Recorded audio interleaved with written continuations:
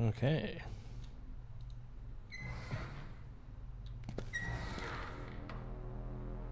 Even when it was clean and orderly so many years ago, the infirmary had never been a cozy place.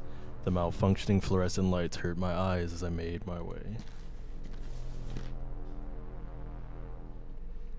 Ooh, we're starting to actually get into some real ambience. Most windows in areas with patients had some manner of protection. Still, sometimes a crazed patient would tear the grills apart and mash their head against the glass. Damn. The radiators weren't working, and it showed. The infirmary felt like the Arctic.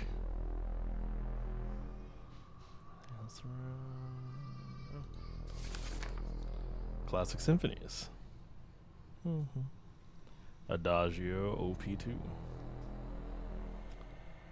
I feel like at some point there's gonna be a puzzle involving all of these. It looked like some kind of organ. I had no idea which one. Ah. Like a lung, spleen, maybe a kidney. Ooh, whimpering.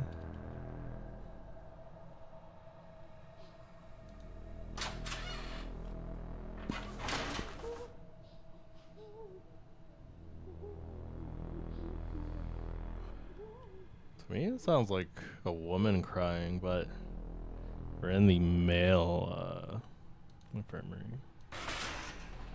The block stairway likely led to the basement and second floor.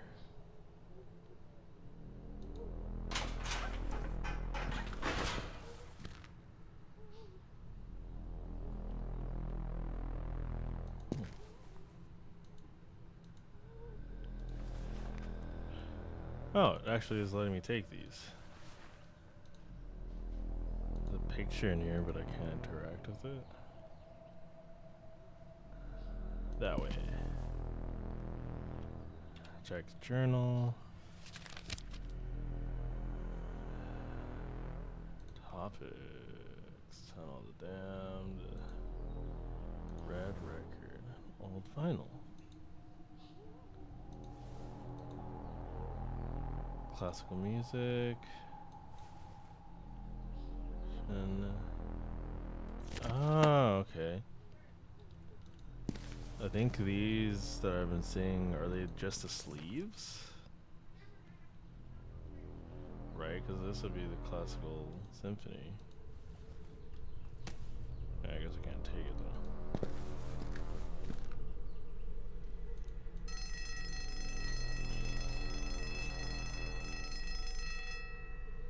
Interesting.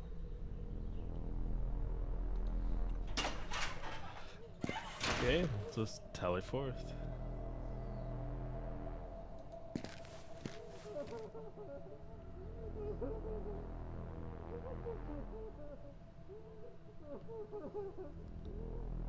Oh. Apparently some patients had already been transferred, even before the reopening.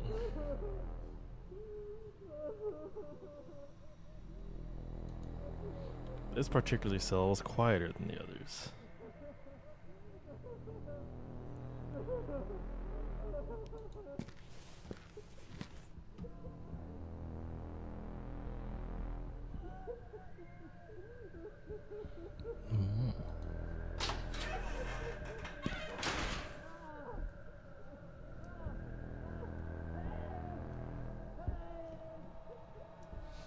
That's the shower.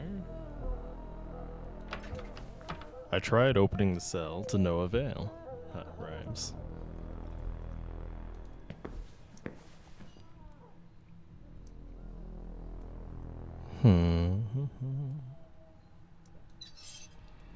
There didn't seem to be any water, or whatever unspeakable fluid ran through the pipes in this place. Not much I could do with the sinks if the water wasn't running. Apparently every mirror in this place was completely useless. Like, what, they're too filthy? The showers were covered with icky mold and grime.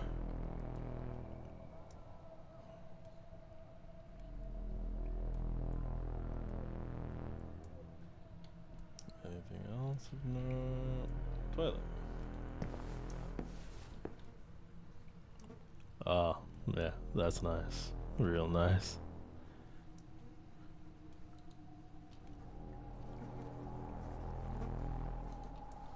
I guess somebody didn't like his teddy bear. Gotta take it. No.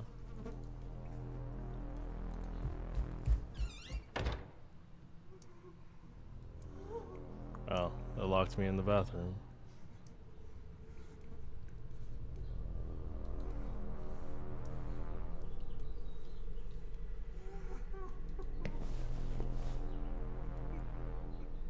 Hey, buddy. If you don't mind, I'ma just head on out.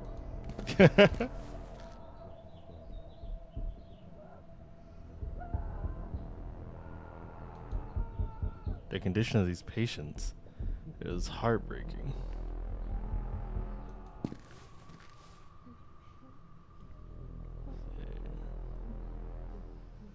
Thing I can interact with here. Oh.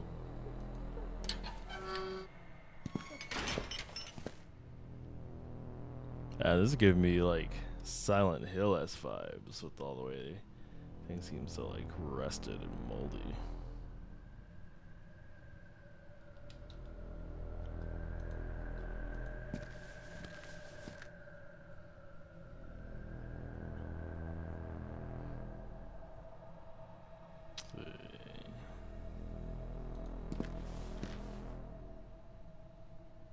Anything here? Gurney? There's old equipment scattered around, damaged and without any apparent use.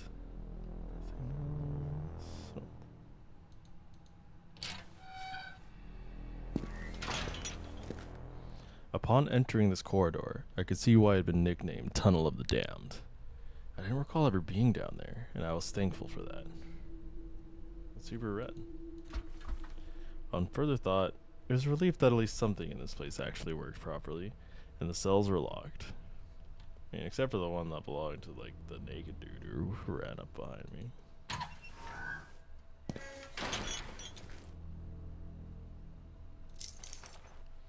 I assumed a set of keys would be useful, and grabbed them on impulse. It wouldn't open, but there was probably nothing of much interest inside.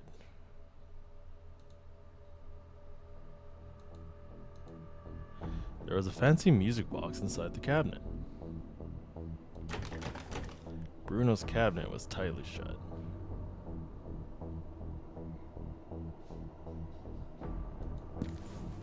Assuming this is his office. I managed to make out old schedules and administrative stuff that wasn't worth any attention.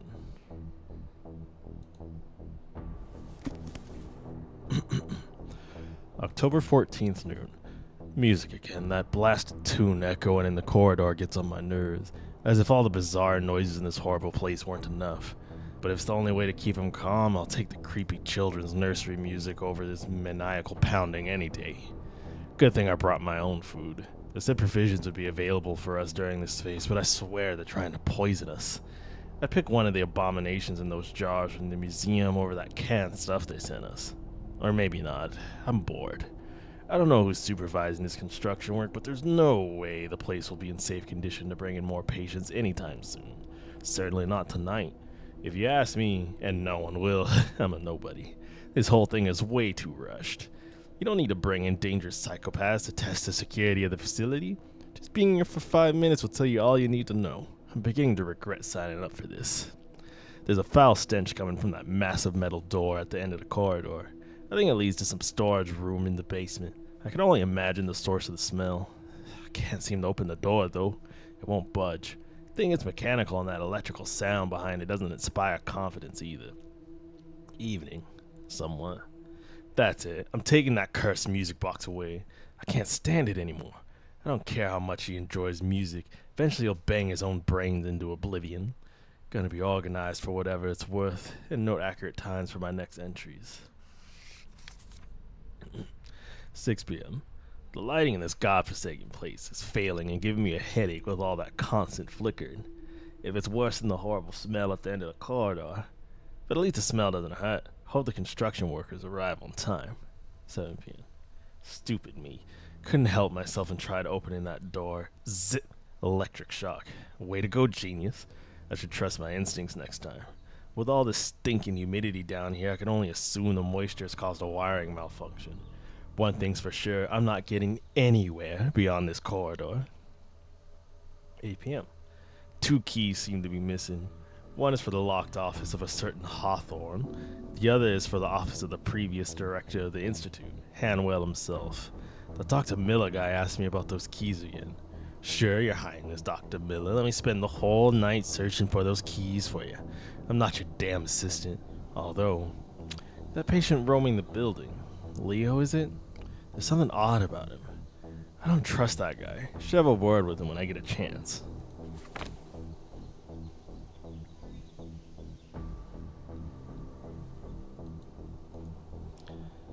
There were neglected and worn out folders, probably old security records. Oh, it's his baton. I took Bruno's baton with me as he requested. The drawer seemed like it was about to fall apart with all that paperwork in it. Let's see.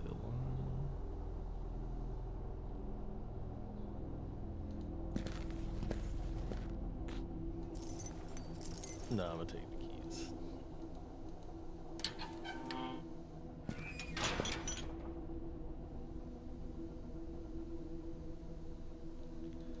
Well, let's go bring Homeboy back his baton.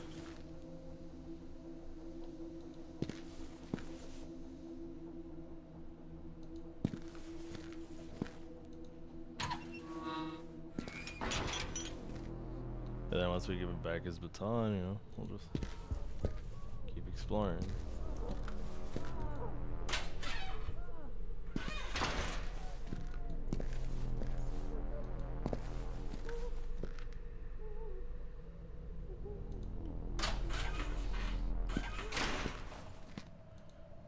I think I was giving him back the baton means I can go through the cafeteria. Doesn't mean he's just gonna beat Homeboy. Yeah, though, I kept him from just walking over there himself. Well, you brought my baton. Someone who's actually helpful in this godforsaken chunk of concrete. Don't mention it. It was easy to find with your directions.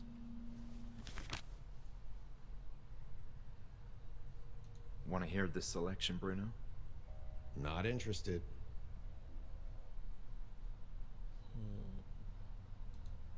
Not talking about the keyring. So, what are you gonna do about that madman? You have the baton now. I'm not going in there yet. I'll wait until he's calmed down a bit. How can you calm down someone like him? He will calm down. Eventually, I guess. But no, I get tired. What are these rumors about past history? Hey, you're gonna make some people here uncomfortable if you keep asking these questions. You know, the rumors that led to the shutdown back then. But I suggest you drop this line of questioning. Now, hold on. You're not a reporter, right? Me? No, absolutely not. Good. About this sudden shutdown. Okay, listen.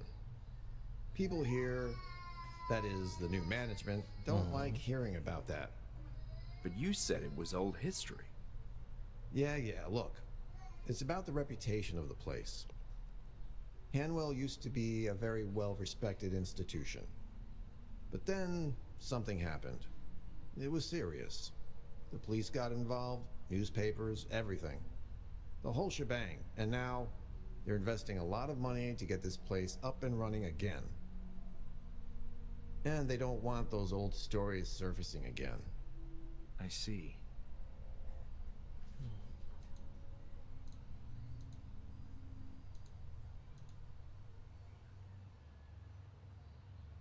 Look, it's crucial that I get to the therapy room. And look, this maniac behind me would rip your head off if he had the chance. There's no way I'm letting you in there. Yeah. About these keys. Hold on. What the hell are you doing with that? I thought... Give that back right now. Oh. I'll be going.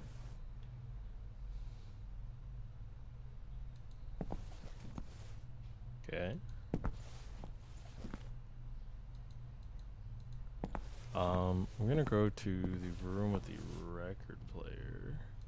Now that I've got the CD or vinyls. I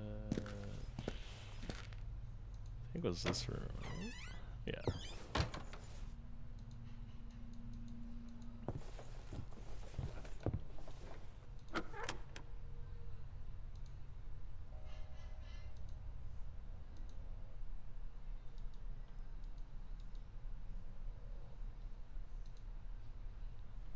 That didn't deserve my attention. Not that one.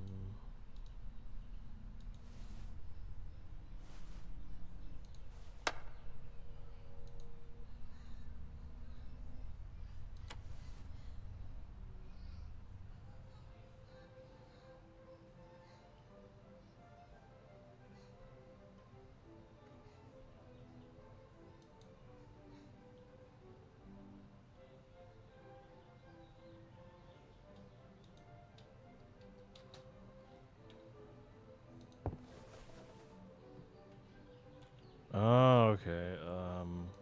Fuck.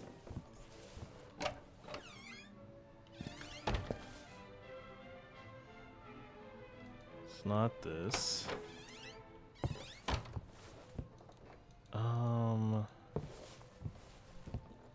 Okay, hold on. How do I check my inventory?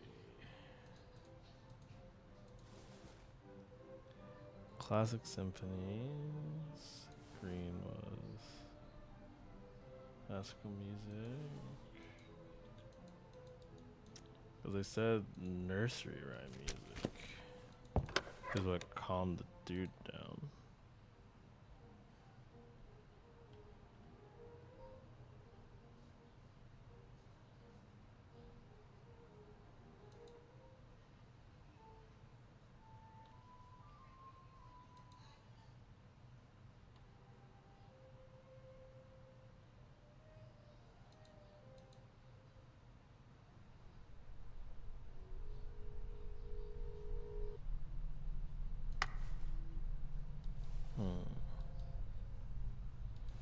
Classical gold. Relaxing music. I guess the idea is it's relaxing, right? And they're trying to get them to calm down.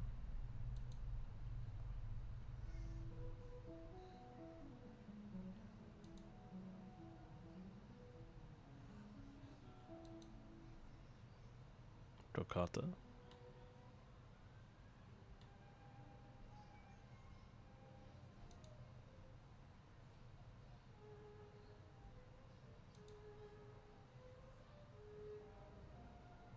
Not bad.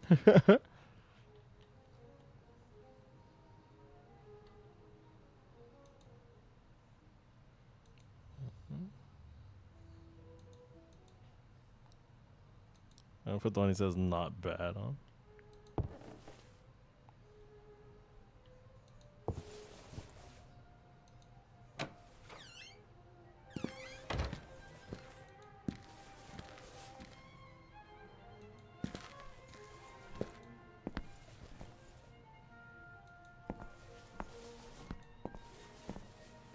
Wait, this is the wrong way. This doesn't lead to...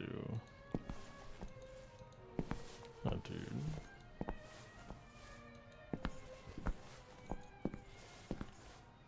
Oh, did he leave? Oh, no, it's right here. Hey, Bruno. Do you like classical music, Bruno? I don't like music. Period. There were records lying around in the infirmary. Do you recognize them? No, there's random junk scattered everywhere. They need to clean up this damn place.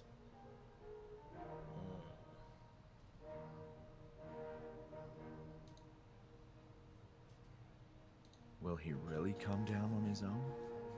And what do I know? I'm not a psychologist or whatever.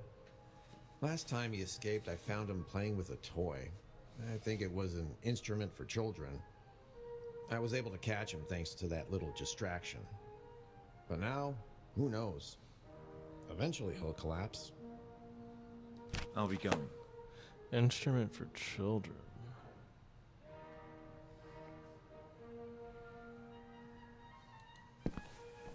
So it's not this song, I guess.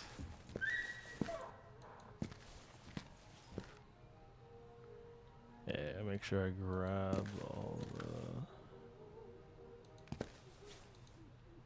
everything I can.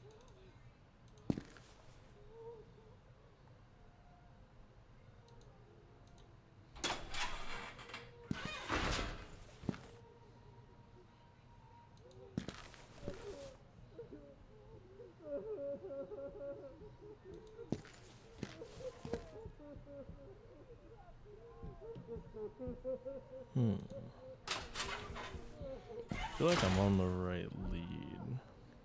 Oh, he left.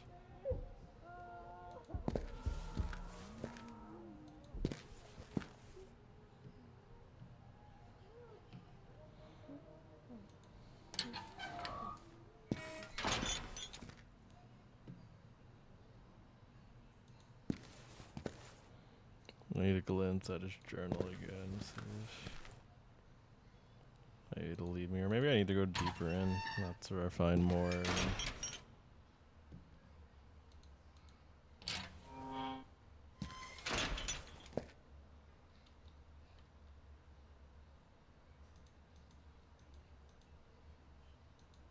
Music box.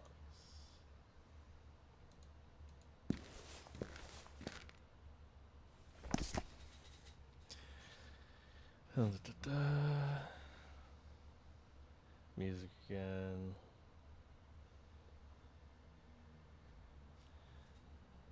Children's nursery music.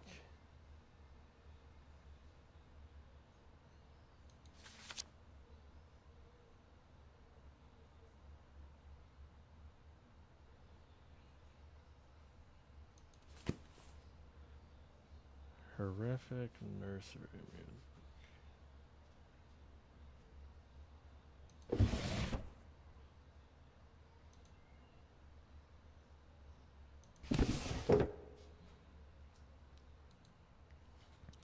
The view is anything but pleasant. Okay, I guess we'll just go move forward.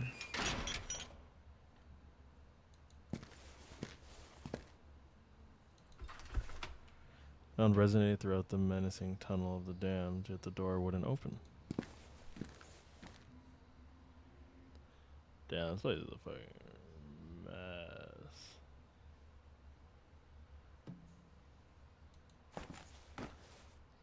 I'm about to get locked in here, is my guess.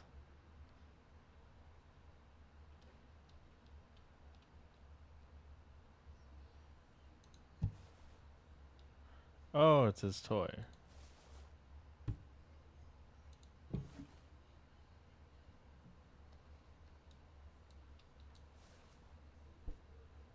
I can't take it with me.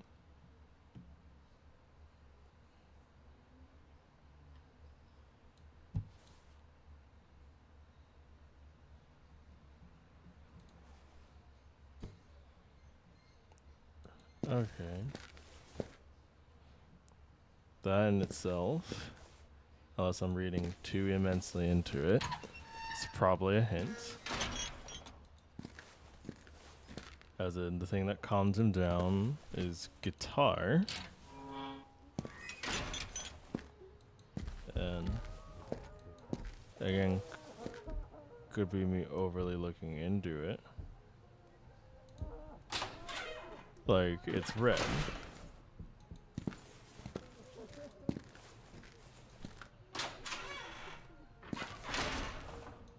So I'm gonna go change the CD to the red guitar.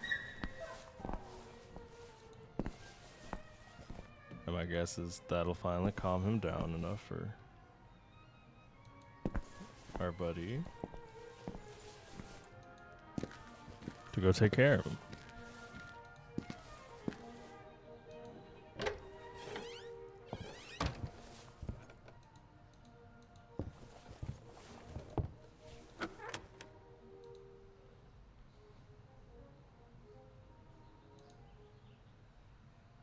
around, see.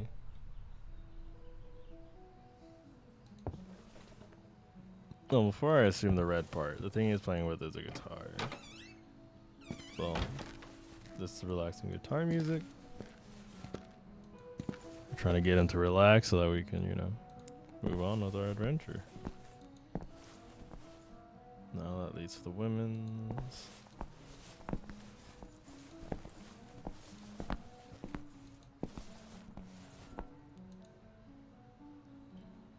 Hi again, Bruno. I was really hoping you would go in there with your Negotiate a raise for me? And I might consider that. Yeah. I'll be going.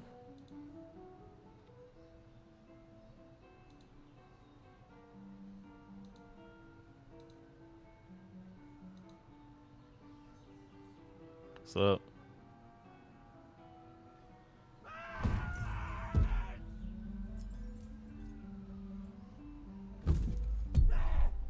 Okay.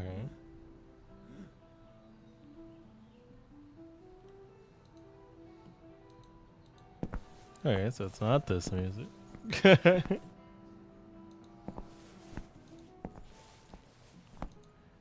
My man, head banging the glass and then licking it. Like, you're doing a bit much, my friend.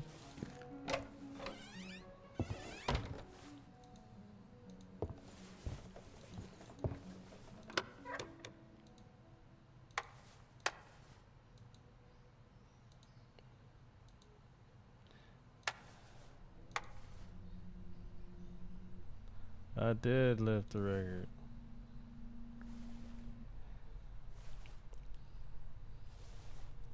Red.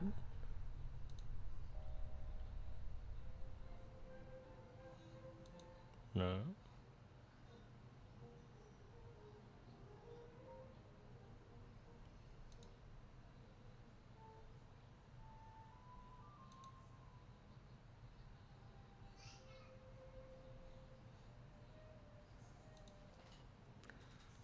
So is it not this one? It's not spinning. Oh.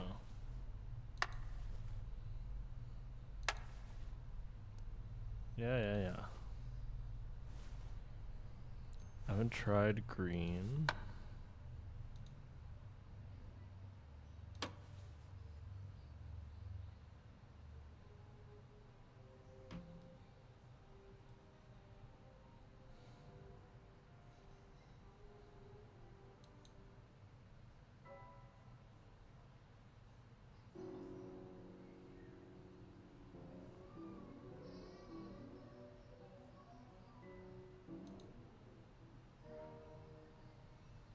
Hmm.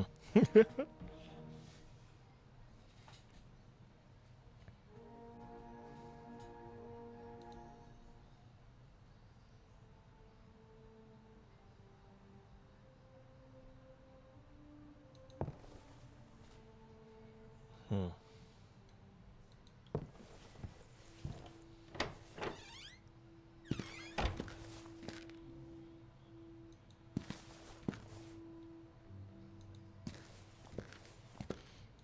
If not a guitar, is it a harp?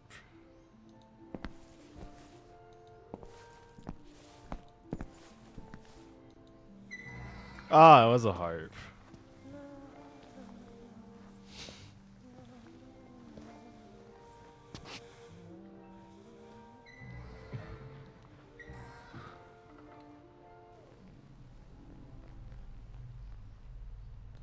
I did it. I'm a musical genius.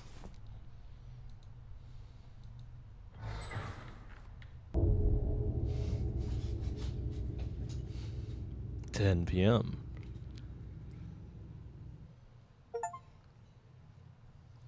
I remembered how busy this place was back in the day.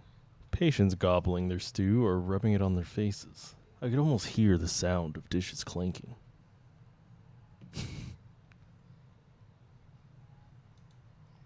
Despite its age, it was functional, as I had confirmed myself.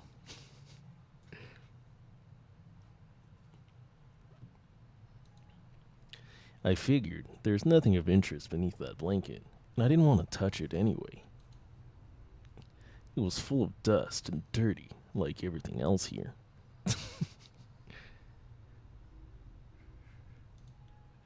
Hopefully, it wouldn't collapse under the weight of rain.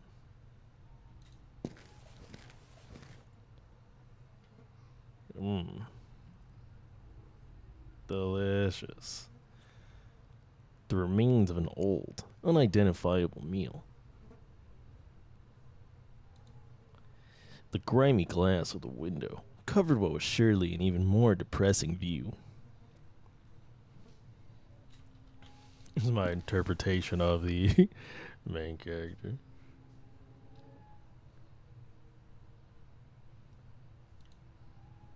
Oh, stuff. Is there a button to... There. Adhering to Kirkbride principle.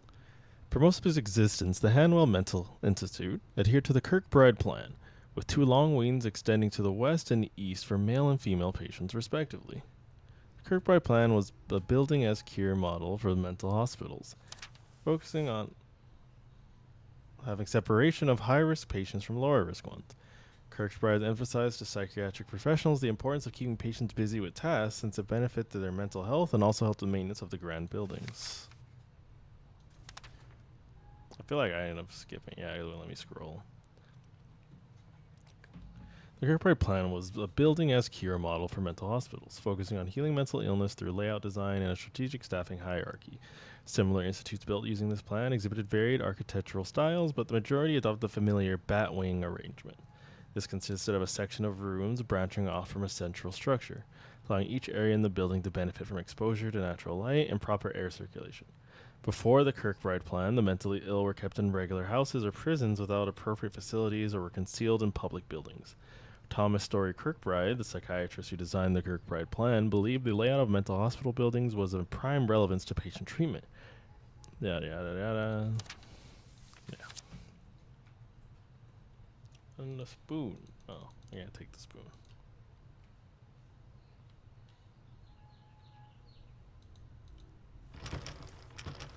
This door seems stuck, but almost gave way. There we go. Just need a little extra oomph. Damn, this side is hella grimy. We're here. Trying to get to the therapy room.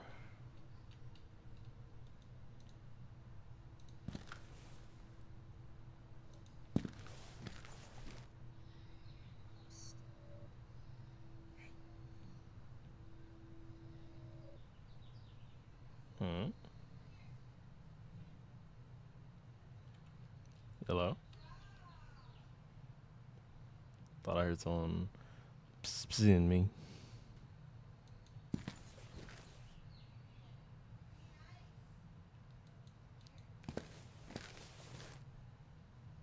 Am I just blind? That is 100% possibly.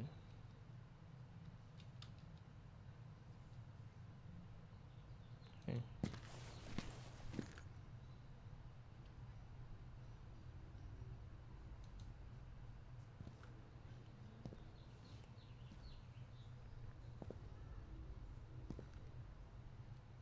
Oh,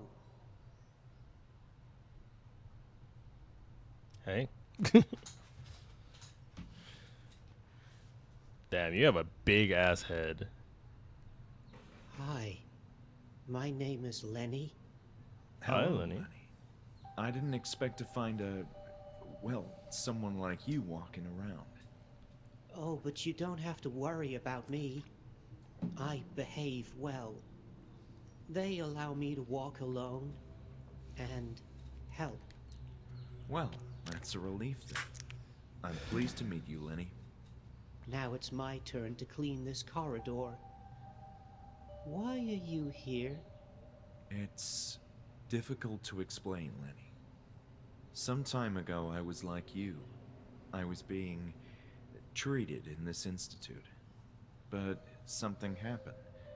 A terrible circumstance that I can't remember. And the truth is, I'm not feeling well. And I don't want to be treated again. Yes, I know. It happened to me, too. What? Mm-hmm. You too? But then... I was here at that time when something happened. Lenny, we need to talk more. Hmm. Because that means that me and Lenny were probably here at the same time. About me. Are you feeling bad? That's one way to put it. My memories feel like they're broken. I've been here, that's one certainty. But some grisly event left my mind crippled. I feel the same. My memories of that time are fuzzy. I liked being here. This place always made me feel comfortable until the event. What did they do to us, Lenny? Damn. The Institute was shut down under strange circumstances, but I don't recall much about that period. Me neither. We were in pain by then. What is this about pain? It was the pain that led to the shutdown. Down below. Down below. The building is surprisingly deserted, isn't it? It is. There aren't many like me, and I'm the only one who helps. Do you know if there are more like you coming? No. Sorry. Down below? What do you mean? Yes. We were all happy until they took us to the floor beneath. I assume you mean the basement. What happened there? I don't want to talk about it. I want to forget. No more pain. Please, Lenny. I really need to know what happened. It will help both of us. That's where it all started. Down below. You should go and see for yourself. Alright.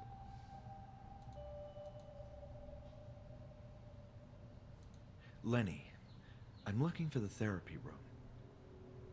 Yes, it's down the corridor. Oh, then if you would just let me... No, you can't go. What do you mean? I'm cleaning the corridor. Okay, I'll just step right here, carefully, and avoid... No, no, you'll ruin everything. Fine. Please, don't scream. Bitch, I need to go. About Dr. Ebers-Baker. Bebbers?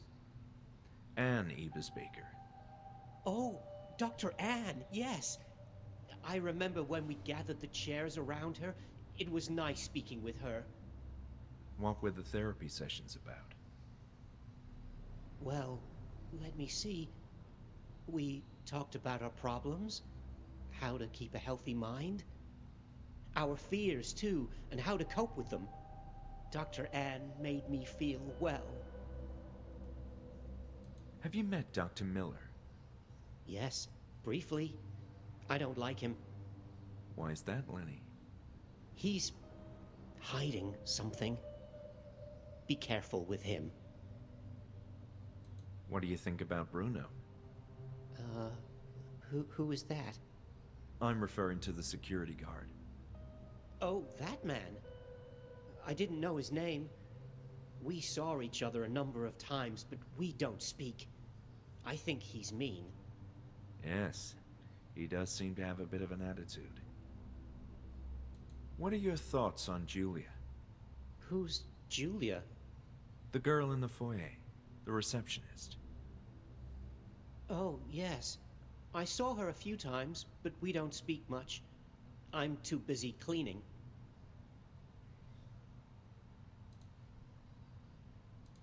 Oh. Well, Lenny, it was nice talking to you. I'll be on my way. Wait, you said you wanted to know what happened?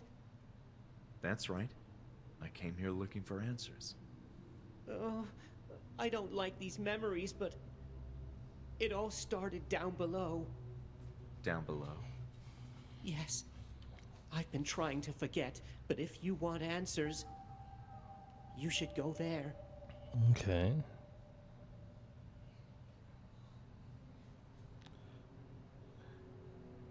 And he won't let me go past him because he's cleaning.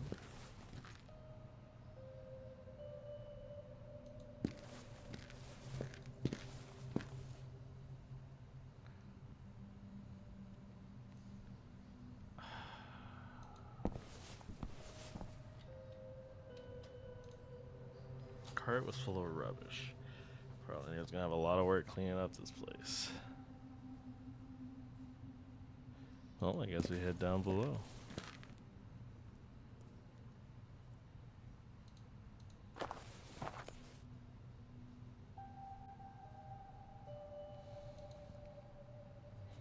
Virgil's throne.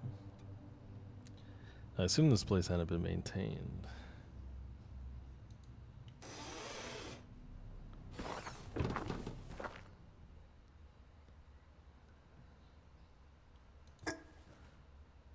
What is this? Oh, it's like a caulking gun?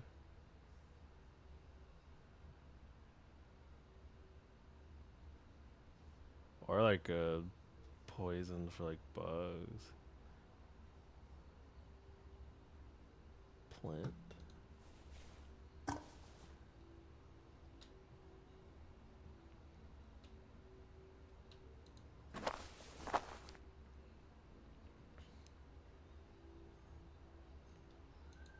What is this?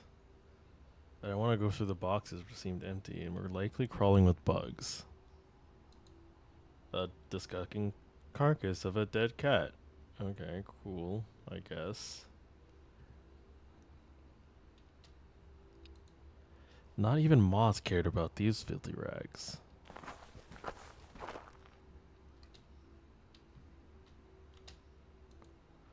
Maybe some time ago, patients used to wear them, but at present, they wouldn't serve even as dish rags.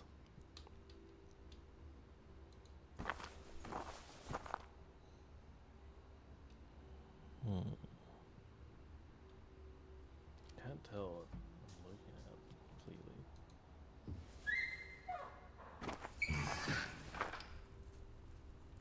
It's the furnace. Oh, this must be for the generator. Emergency lighting wire. Oh god, puzzles. So this powers this, and then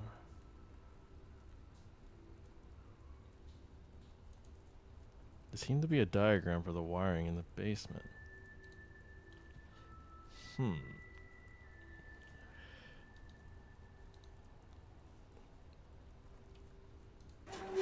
Yeah, well, before we dick around with that, let's just see if there's anything else we can interact with.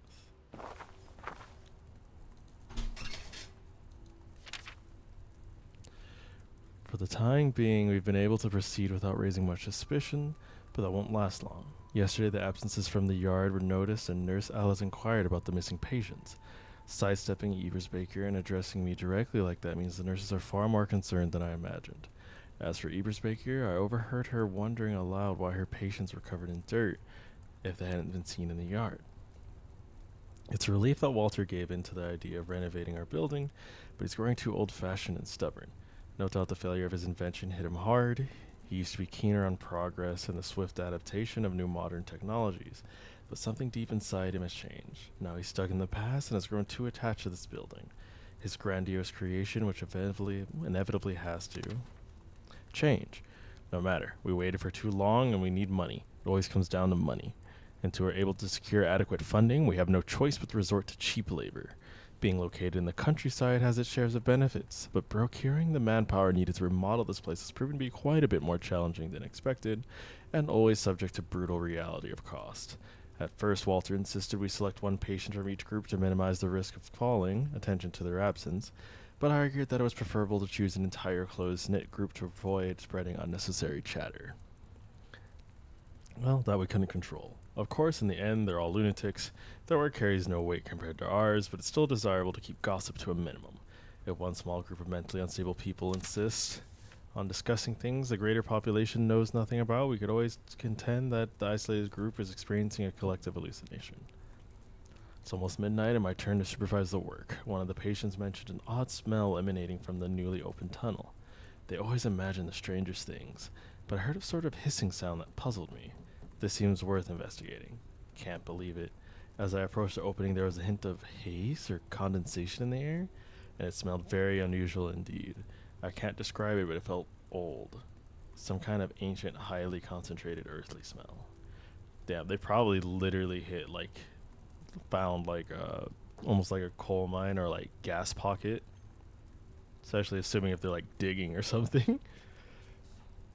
Curious about it, I instructed the patient Leonard, I believe, aka Lenny, to strike the wall.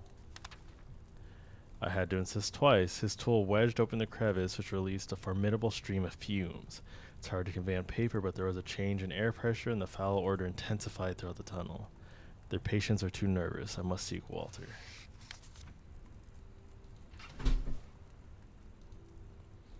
The right boiler wasn't working. Fortunately, the other one provided enough light to search the place.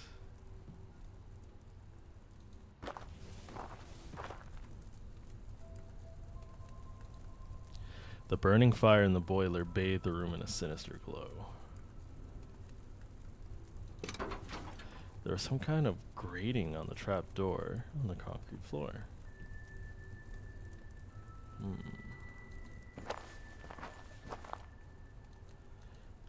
The pipes in the room were covered with rust.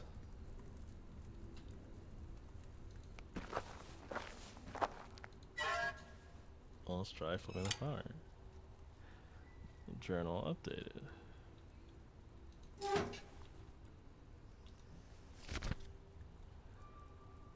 Fixed lights in the basement. The electrical installation was quite old, like everything else in the Institute, and thus a complete section of the basement was shrouded in darkness. I had to find some way to restore the power.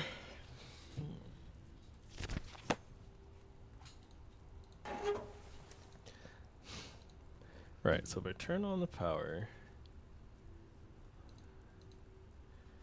Seems right, that means if I'm...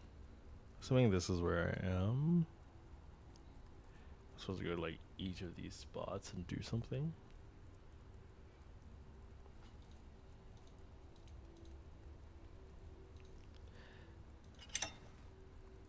Oh yeah, it's like a kill switch or whatever.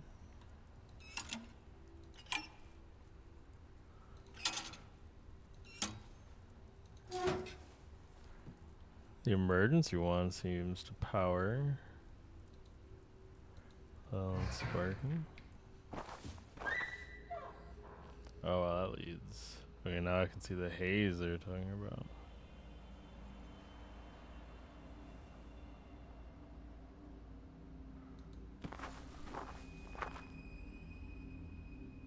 Okay, this is where I came from.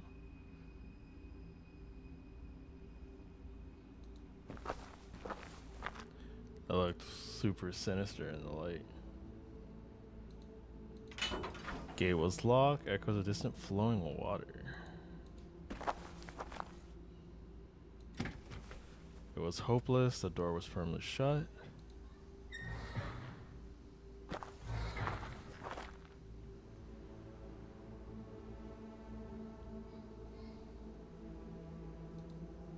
It was impossible to see anything in the room. I had to find a way to restore the lights.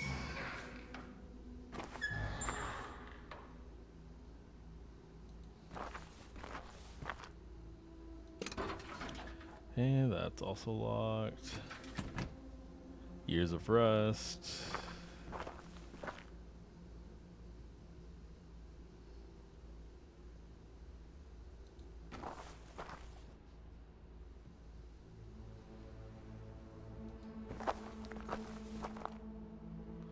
Damn, everything down here is just piles, huh?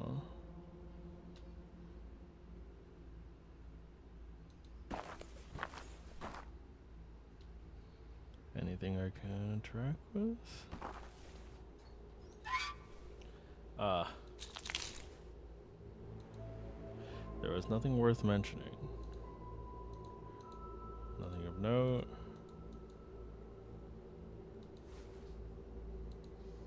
I didn't need to cut that. Is a dead rat an item like I actually picked up? Okay, no. I was wondering if I could like scroll and I just pull out the rat like ah.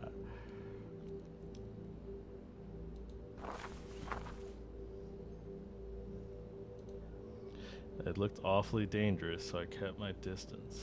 Oh, okay. Yeah, it's all shocky.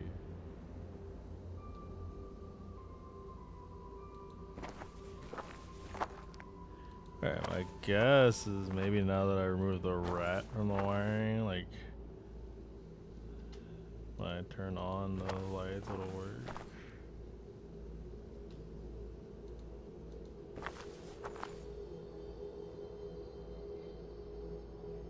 The ominous music.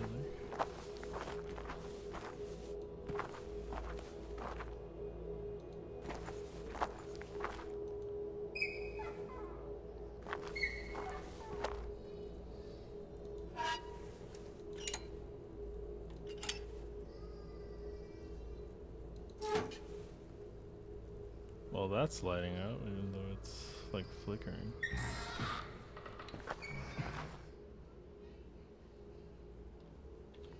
Check my journal. Any hope of further exploring the corners of this underground level involve fixing the lights.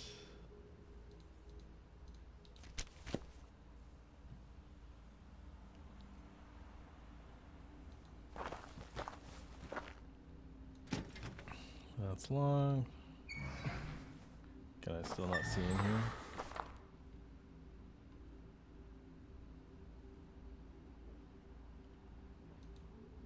Uh-huh. It was a wire cutter.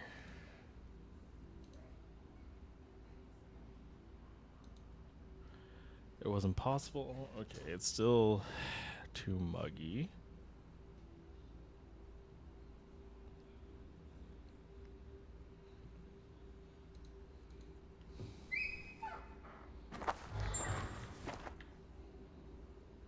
Which way did I come from? I think that way, right? No.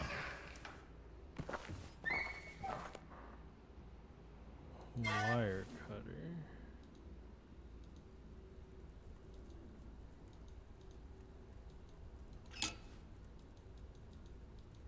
Oh, can't pull out any of the inventory stuff.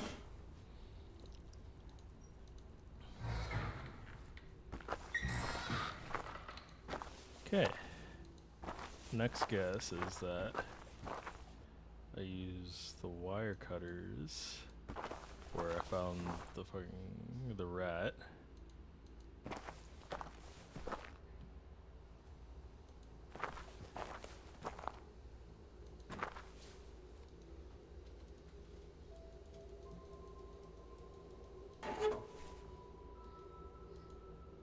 Problem was clear. A rodent had chewed on the wires, short-circuiting the lighting in the basement and killing the rat in the process.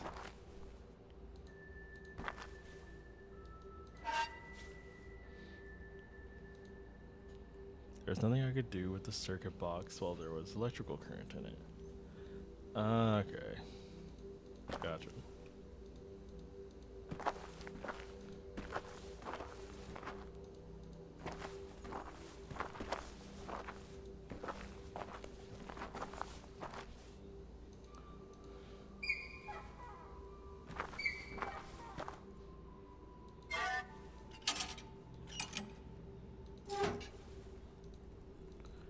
Right, because the emergency one should only just be these lights, I think.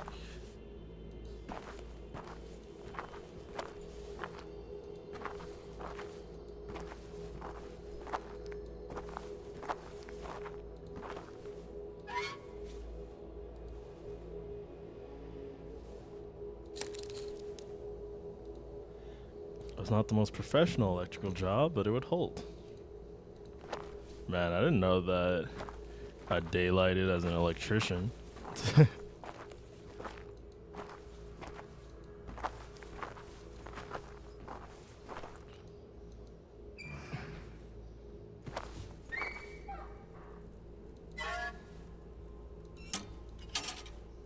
There we go.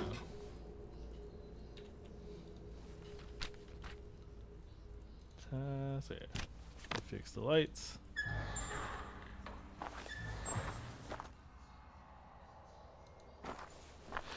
They should just have hired me. Obviously, like I'm just going down here fixing the basement for free. Tools and machinery lay scattered across the construction area, seemingly abandoned in chaos. Walls were cracked, peeling under the weight of years, and the metallic scent of rust mixed with an earthy smell permeated the room. The pickaxe. Oh.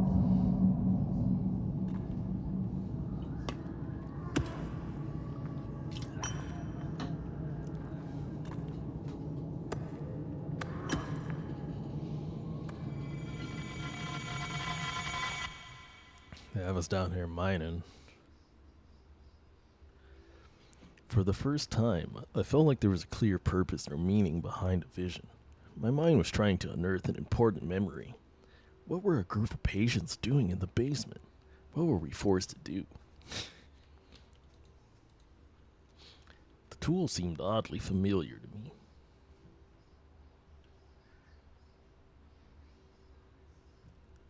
Yeah, let's go look around.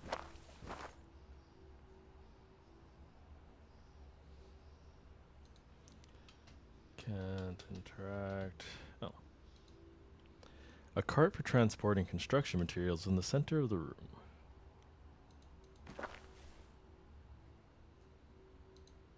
The wheel was rested in place. Anything else I can interact with? The wheel cart. Okay, I need to find some WD-40. Pipes. A cart which had seen better days was in the corner of the construction area.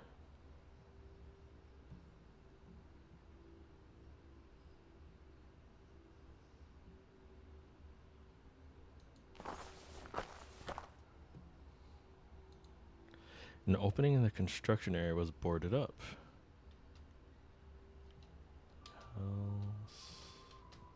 It's the door. It's bricked up. This door is just like me. Bricked up. There. Yeah.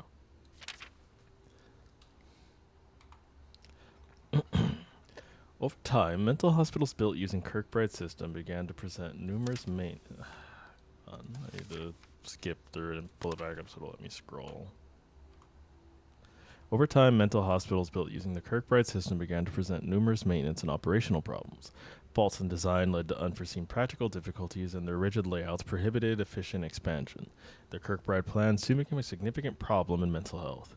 Since many mental hospitals are state-funded, a combination of budget cuts and high maintenance expenses spelled doom for the principles of the Kirkbride plan. Personal wages, medications, medical appliances, coal. For the boilers, electrical maintenance, and sewage service represented but a small fraction of the cost of keeping such a large establishment operating. With the general high levels of stress and economic issues also impacting the public in modern society, experts warned of a surge in mental health disorders and increased need for specialized treatment centers. Thus, the demand for mental hospitals kept growing. Even an institution adhering to the Kirkbride plan afforded only slow and costly construction. Concerns intensified in the field as psychiatrists and medical professionals began to question the theory that architecture played a role in mental health. And so the prestigious Hanwell Mental Institute sought to adapt, as did many other mental hospitals, by undergoing extensive remodeling according to a new design philosophy that came to be known as the unit system. Instead of a single sprawling building, the various departments in such establishments would be separated into smaller, discrete structures. With this new approach, a purely administrative building would have no physical connection to one housing patients. To achieve this ambitious goal, many existing Kirkbride institutions resorted to constructing utilitarian underground tunnels connecting various buildings since aesthetics are no longer a concern. Okay, so a lot of underground tunnels. Which this could be... or it's just an excuse they gave for why they have... Ah! For that people mining.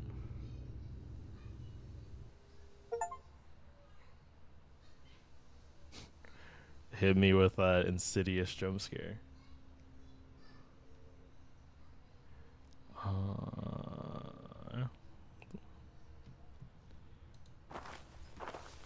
I'm assuming even though I fixed this, I probably still can't interact with this door. Oh no, I can open it now.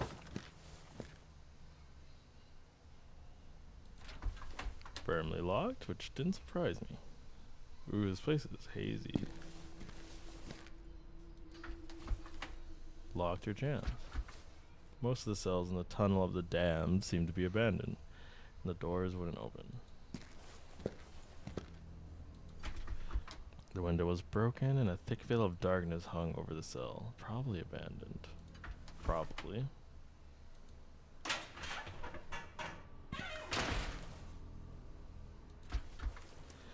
No one seemed to be inside. My heart stopped for a second as I moved to open the door, but luckily it didn't budge.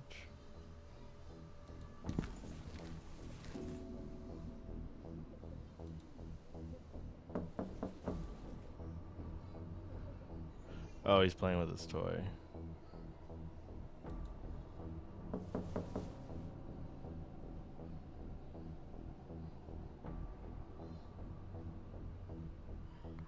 Interesting.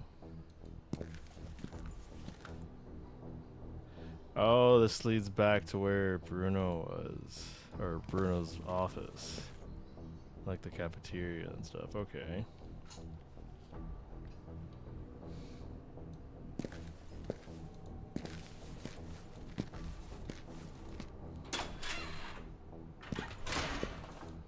Neat, to say the least.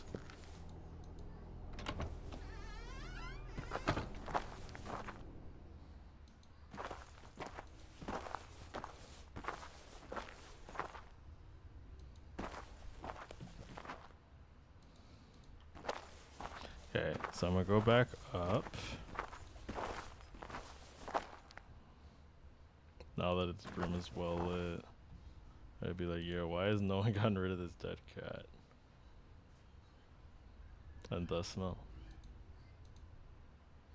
Stack boxes, uninteresting. You say that, I'm looking for some WD-40.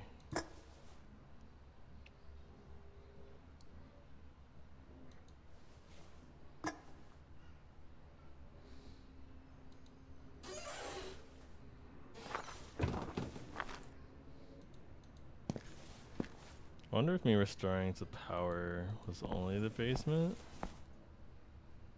Oh, he cleared this.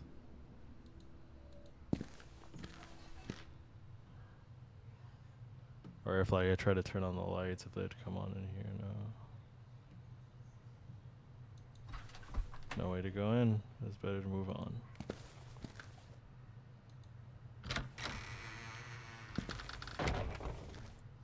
Oh. I wonder if this leads back to the garden that was locked, which would make, if it does, make backtracking way easier. A sad and naked plant, which might have been gorgeous and colorful once, decorated the center of the gallery, the perfect metaphor for the Hanwell Mental Institute. Ow. Who's this damsome devil? Dr. Ellis Hawthorne. I don't recall if patients were allowed inside the gallery, but with these sort of paintings, I'd hope not.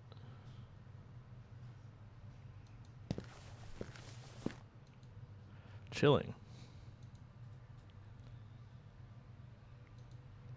Dr. Ann.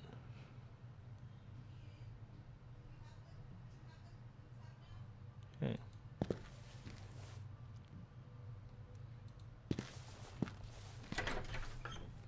I didn't recall where this door led, but it was jammed beyond hope. Impossible.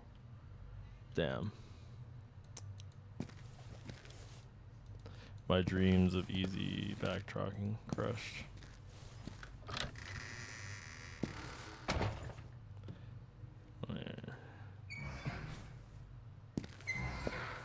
Oh, this is the laundry room.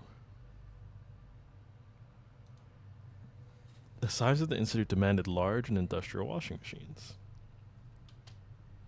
Makes sense.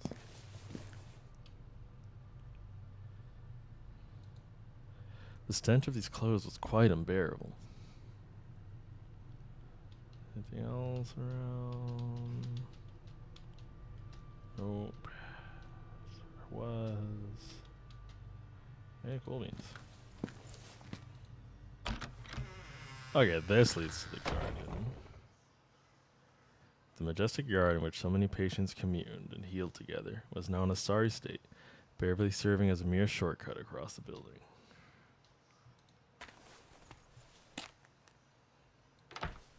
The shed appeared to be locked. Damn.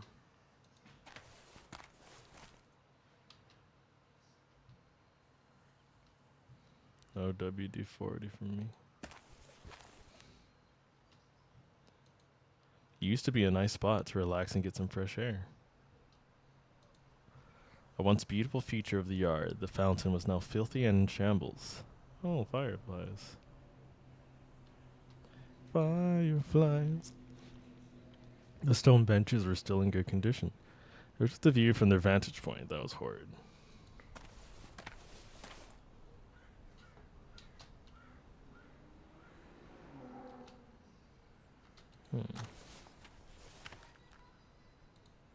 The bush looked like everything else in the vicinity, dead and rotten. Damn. Okay. Time to unjam this. Sturdy metal wire prevented me from opening the door. Well, good thing I have wire cutters. Damn it. It fell apart when I used it for the second time. I guess that's a way to remove stuff like this from our inventory.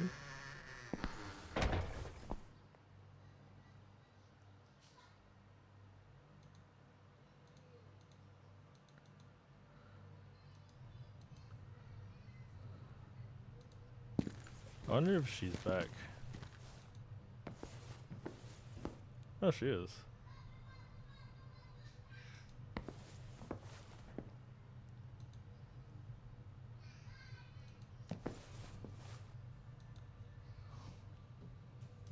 Oh, one more thing, Julia. I need to speak with Lenny.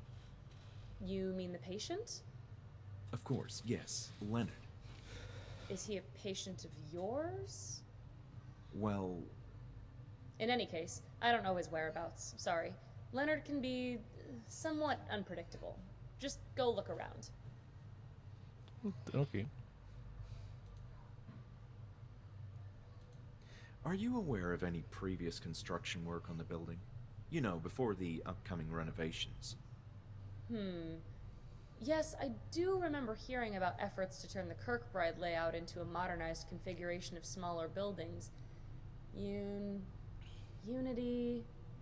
I'm not sure we're in Unity. Unit. That's it. The unit system. Interesting. And I guess those construction plans were never finalized? Well, I guess not. They were strange days. The place was falling apart. Budget issues, too. I see. Thank you.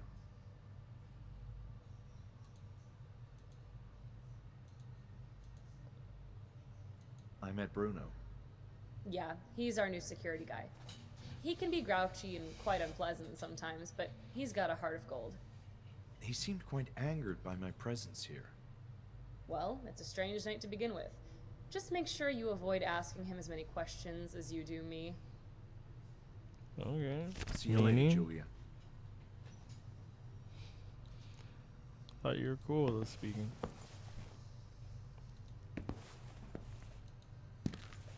Okay, now to actually go to the therapy room. Yeah. Also save. I don't know if there's any ways to like fail or die in this game.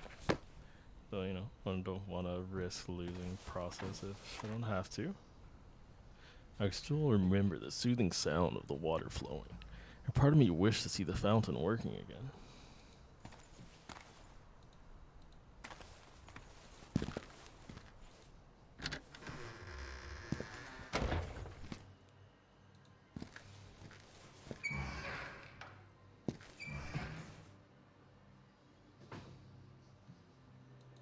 This way.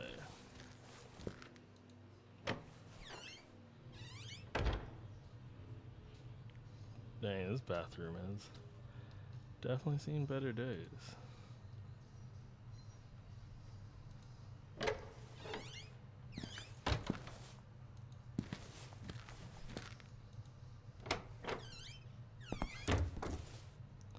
I finally found myself inside the therapy room. The whole place was in a state of disarray, as if everyone had left in a hurry.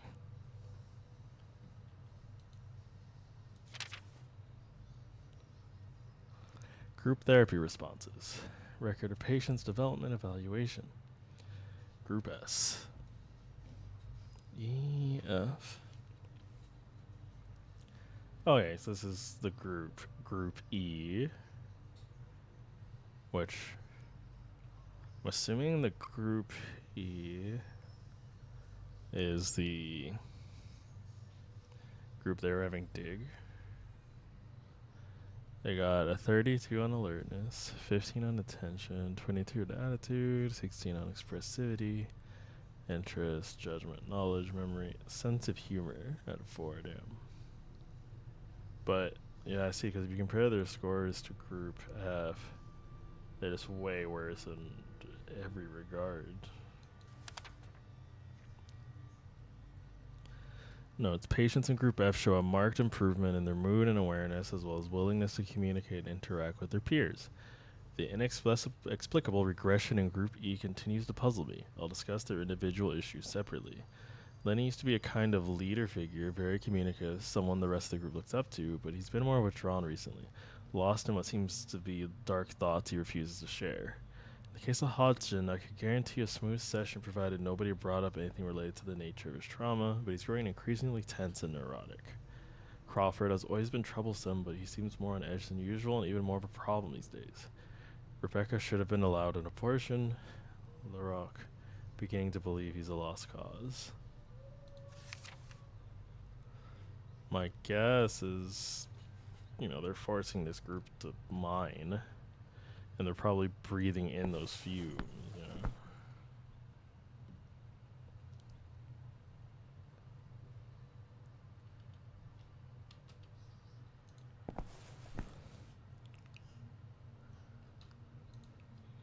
Patient records of no importance.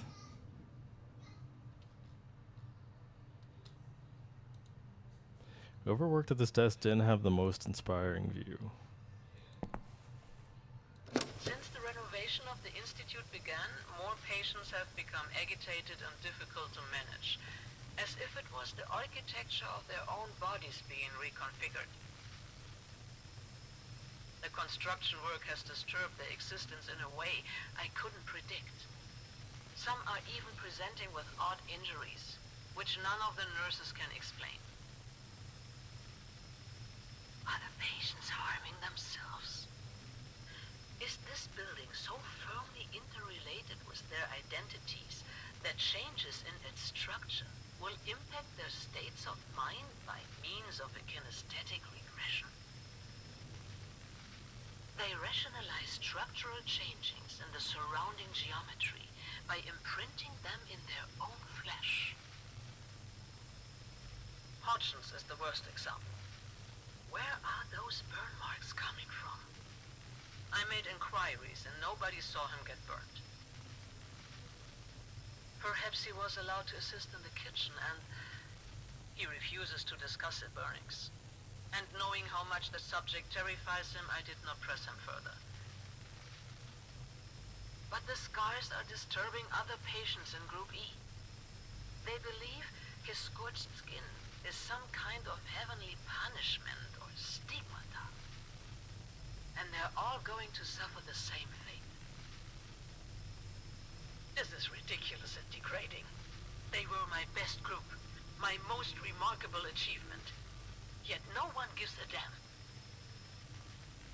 I swallowed my pride and consulted directly with Alice. But the pompous asshole suggested it was my inexperience at fault, my responsibility to ensure the safety of patients.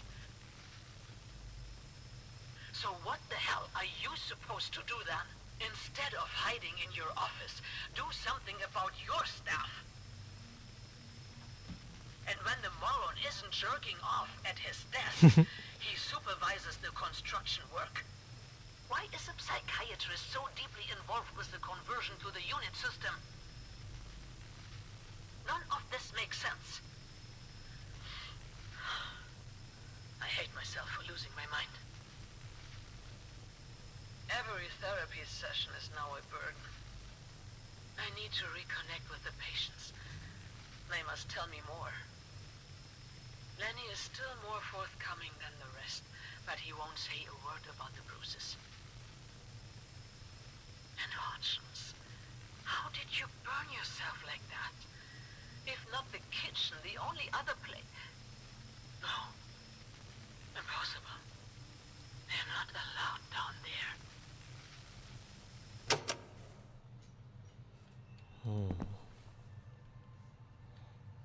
She started to figure out what was going on.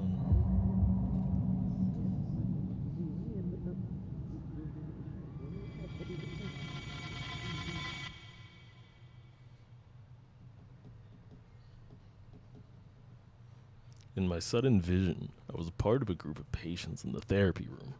The female doctor seemed to care about the session. Not us, but merely the outcome of the session.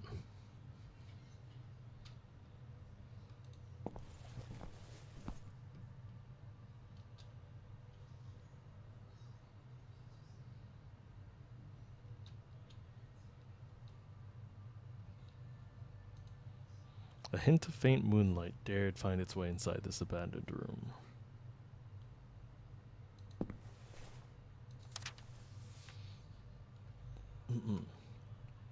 Age, Bertrand LaRoque. Age 35. Condition moderate. Block male wing.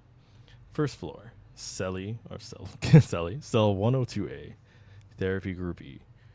Profile: Bertrand LaRoche is a curious case. He's a shy, docile patient with a mind seemingly trapped in his innermost recondite thoughts. Coming from a family of French immigrants and having experienced a troubled childhood afflicted by war, LaRoche has always had issues making friends, no doubt in part thanks to his monotone, outlandish manner of speech.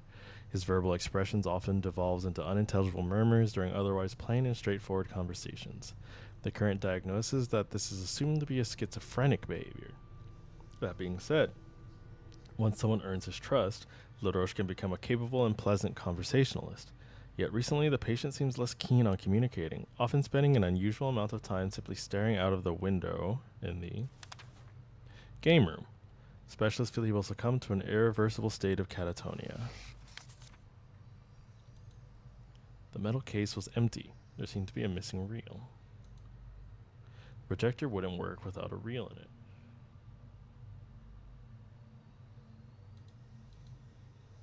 Okay, my guess is I need to... Wait, there are reels on if I go down.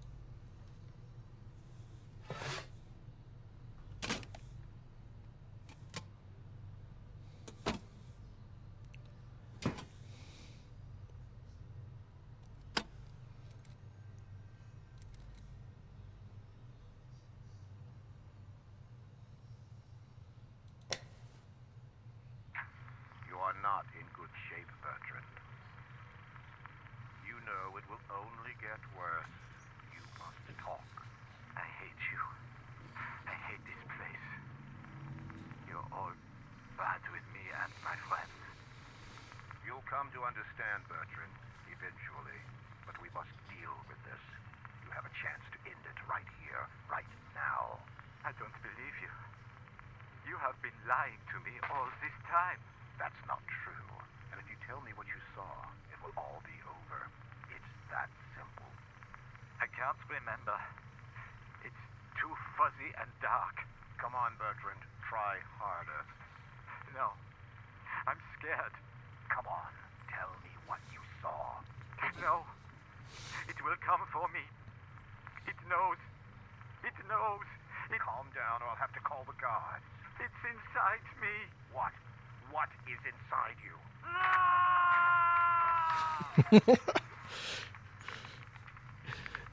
Poor Bertrand.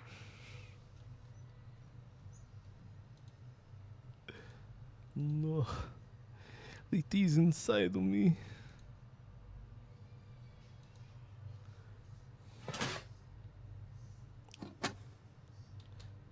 Okay, I can skip this animation. Let me grab one of these other reels.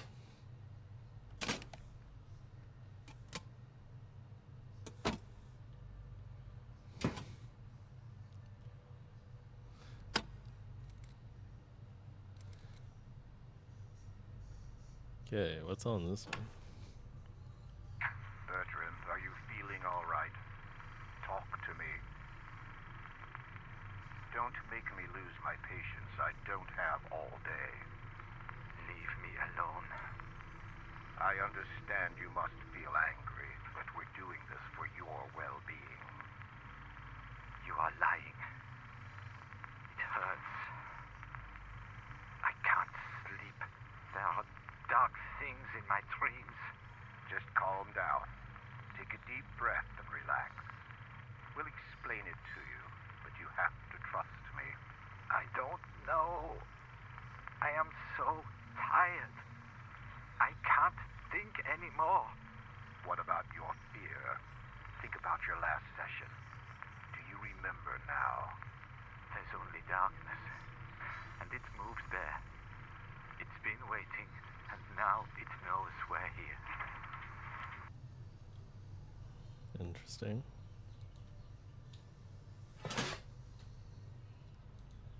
I grab that one.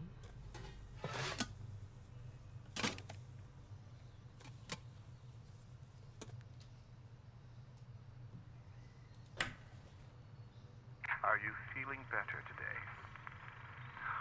More or less, I think. Are you getting along better with work? No. No. I don't like the tunnels. It's suffocating in them. I'm sure you'll get accustomed in time. No. It's not fair. I shouldn't be doing this. What makes you say that? Because it doesn't feel right. Being there. I don't think that is what I was brought here for. But you are helping. You should feel proud of yourself. Are you in doubt because of something else? Are you scared, for instance? Yes, I am. I don't want to go into the dark place again. They said it was going to be all right, but I could feel the monster coming for me. Monster? What monster? Interesting.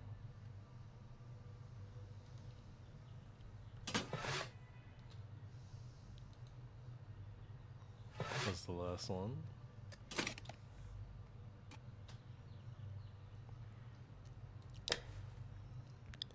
How are you feeling today? Tired. I want to sleep. I'm sorry to hear that. How was your day? It was fine, I guess. We played some games in the afternoon. They are always the same, but I still like them. But the others aren't so happy. It's understandable. We'll try to get you some new games. Has anything of importance occurred to you lately?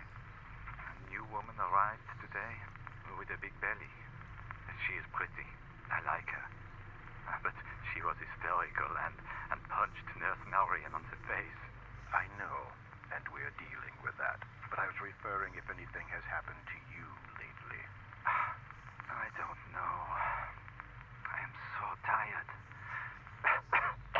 Why are you tired? Tell me. We're here to help.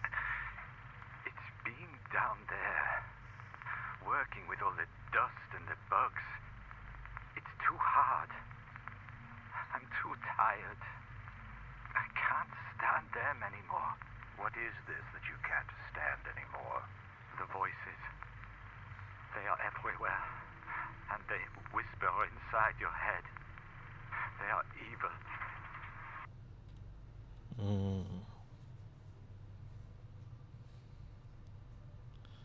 My man is really going through it.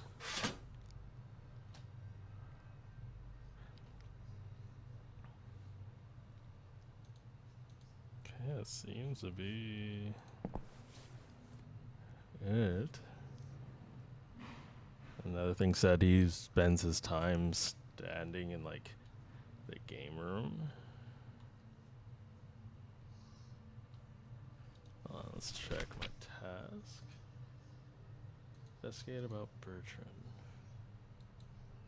Sounded oddly familiar to me. Seemed to have been subject to a disturbing interview. But for what purpose? I had to learn more. Doesn't look like there's Any other tapes hanging around? Cause that one's empty. I watched all of those. Hey.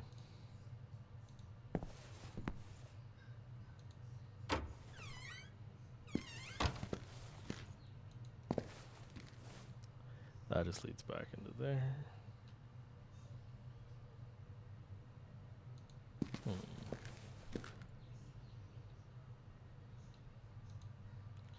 Fukar must have made long trips down the halls of the Institute back in the day. Okay, just double checking there's not anything I could like yoink off there.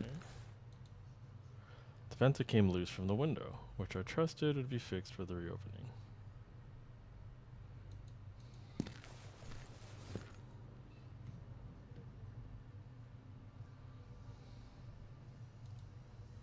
If I'm here...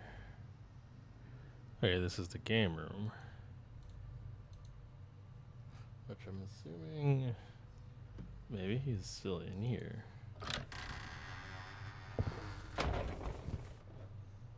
The game room used to burst with activity in its heyday. It was a fine accomplishment of the Institute. The patients could coexist peacefully playing games together, but now the room was in shambles. More chairs. The game room had been designed to hold a large number of patients in it. This sofa might have been comfortable once, but at present sitting here was out of the question. Got crayons. Box of crayons. The nurses always encouraged us to draw. Just an old toy. Oh, it's got a nail in it. It's not concerning. A red crayon was in better shape than the others, so I took it with me. There's a blue one over there. Some paper. Some of the drawings by the other patients could sometimes get a little scary. Yeah, it just looks like a picture of a woman. Character confirmed afraid of women. It's okay.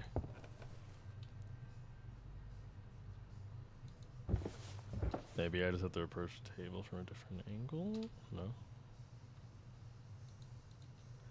A completely dried plant.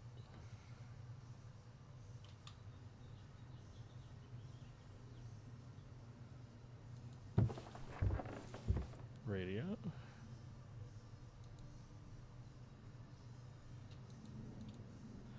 Radio's batteries are dead. Too bad it didn't work.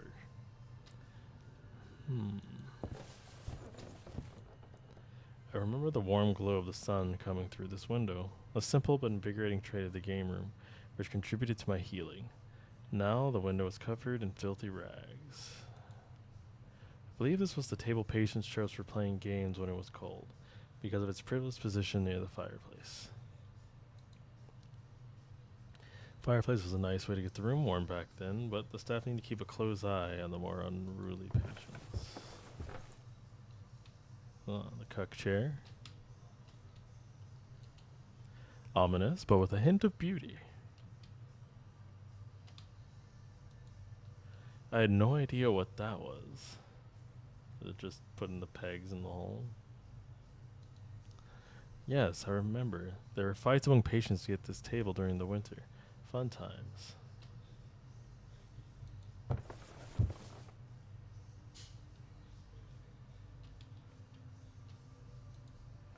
What a mess. What had happened in this place? Someone got suplexed through the table. It was a pity they had neglected the bonsai. A once radiant green color was now a depressing gray.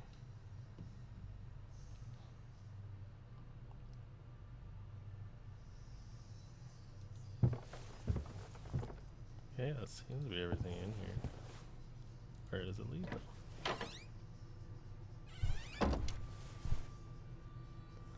Oh, this is the library.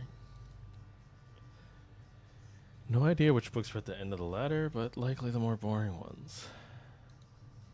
I'd have enjoyed spending time reading some of these books, but there are more important things to do that night.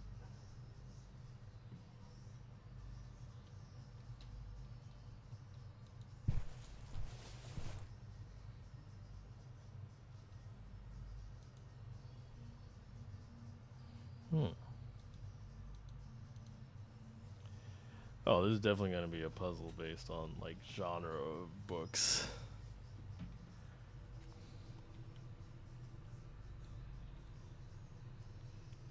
Dang, this room is actually a lot bigger than I expected.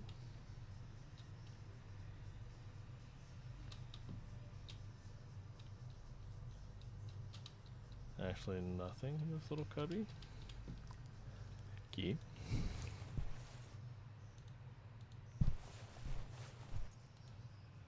The window was covered in some kind of mold. They were going to spend a long time cleaning up this place. Another collection of books unrelated to my search.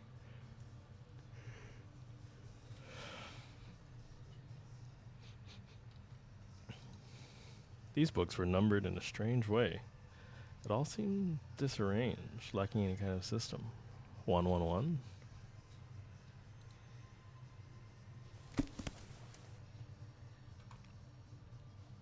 While my storied career as a general surgeon had cemented my prestigious position in the field, a fact widely acknowledged by my kindred professionals who have effusively praised my work, my true passage has always been the secrets of the mind. It was during the extirpation of a challenging meningioma that I first confused this zeal with the desire to specialize as a neurosurgeon. Yet it dawned on me that quite to the contrary, I was growing tired of the physical aspects of the brain altogether. It was rather the nature of its inner workings that fascinated me. In time, a new path led me to research topics related to psychology and psychiatry, particularly peculiar interplay between those two disciplines. Mental health disorders stood out as a prime subject of interest. Losing control of yourself is a terrible thing, perhaps the worst thing that can happen to a human being. The inability to discern what is real and what is not, the impossibility of determining what the incontrovertible truth is because your senses are crippled, horrified me to no end. I made it my new purpose in life to delve deeper into this captivating yet disquieting discipline. I would make use of the plentiful wealth and resources I had amassed over the years to fulfill this developing personal ambition. I chose a convenient location to construct what I christened Hanwell Mental Institute as a testament to my life achievements.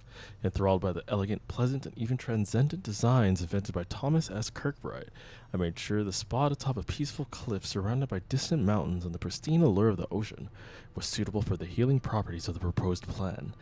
It was a strict requirement of my project that the proposed plot of land be untarnished by the presence of people.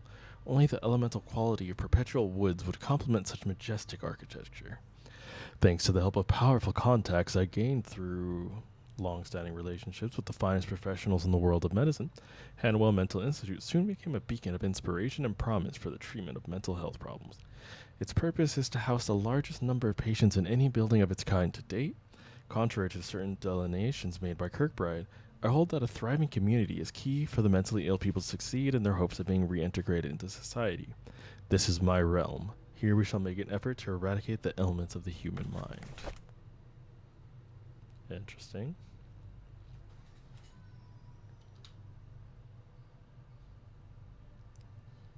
I think I already looked at these and he's just like, unrelated.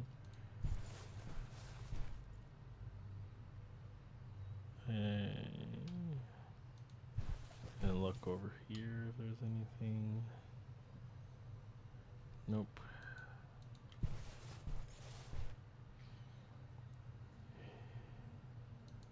Move down a row.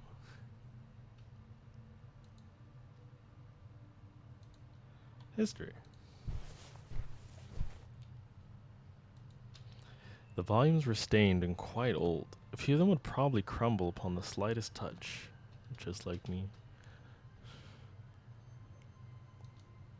An old, unpublished manual about some kind of biopsy machine. Stereotatic transorbital brain biopsy equipment. Draft of instructions. Warning, this equipment is still undergoing extensive tests. Any use of the machine on a living person must be supervised by a qualified professional. I was taking a sip of my coffee. The Strab is a novel device capable of extracting a brain tissue sample without performing a craniotomy. It makes use of the empty space around a patient's orbital to reach areas of the brain without... Oh, it's a fucking lobotomy machine. Damaging the eye or causing long-term facial paralysis.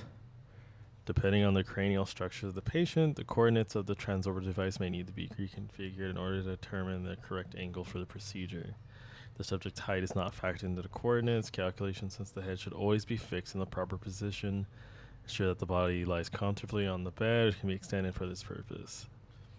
It sounds like literally a machine that's made to like, because when they would do lobotomies, especially in like ye olden day, they literally take like a fork, spoon, like type of thing, and put it in up through the area between like the eye, the bones of your like eye, and up into your brain, so they can like try to scrape out like tissue. Coordinates are calculated according to body mass, gender, and age. For example, an adult male weighing around 80 kilograms may need an angle between 180 and 190 degrees. The margin of error is calculated by the machine and compensated for using a state-of-the-art sensing component to aim for the correct entry point in the patient's left orbital. The needle may retract and move forward a number of times during the process, which is normal. No, the device always aims for the left orbital by default. While calibrating for the right orbital is possible, this makes no practical difference for the procedure. Before starting the procedure, be sure there's a professional validating the data provided by the control panel and assistant positioned close to the patient in case of a reflex action during the procedure that could lead to irreversible damage to the patient's eye. Properly securing the harness should minimize this possibility. For a successful procedure, follow the steps below. Turn on the equipment using the control panel. Rotate the principal knob to the appropriate unit that corresponds to the patient's cranial dimensions. This will set the target coordinates. Am I going to have to lobotomize somebody? The person assisting the professional should evaluate whether everything is in the correct position, particularly the harness. It is recommended to also check the position of the extractor needle and the bed. The supervising professional at the control panel may pick up the wired activator and press the button to set the procedure in motion. Wait until the extractor needle finalizes the procedure and is fully removed from the patient's orbital. If blood leaks through the puncture, wipe it with a disinfected towel. There is no need to treat the puncture. Once the machine completes the procedure, the fluid containing the sample will be located in a sterilized receptacle behind the extractor component. You'll be taking in with a standard syringe, but be sure to properly sterilize the syringe so as not to contaminate the sample. Inspect the patient's orbital for any unexpected damage, then have the patient remain seated on the bed to recover from any dizziness. The brain sample is ready to be examined under a microscope by a qualified pathologist. The procedure is expected to last 5 to 10 seconds, depending on the lobe. Sulcal death must be accounted for in this calculation. Following the procedure, the patient may experience impaired vision and difficulty articulating facial muscles, but these effects are expected to subside within an hour at most. It's probably why our memory is all like messed up. And then lung cancer, pancreatic tissue, prostate cancer. Why does it show me a bunch of pictures of cancer? Mammary gland, rat tissue. Interesting.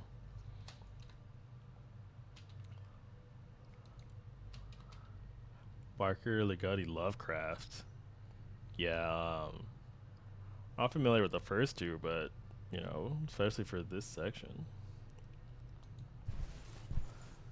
I don't know how many people know, but like in that's kind of one of the dark history things of asylums is that for a long time they basically were like you know, for lack of a more pleasant term, almost butcher shops for like doctors, where like people would send mental patients, you know, away to be cared for, but they really weren't being taken care of. Like, because for a long time in history, people really, really poorly treated the mentally unwell, basically either hiding them away or sending them to places to be locked up forever. And so in a lot of places like this, a lot of advances in science, medicine, etc., unfortunately at a lot of these places, you know, they would just use them as test dummies.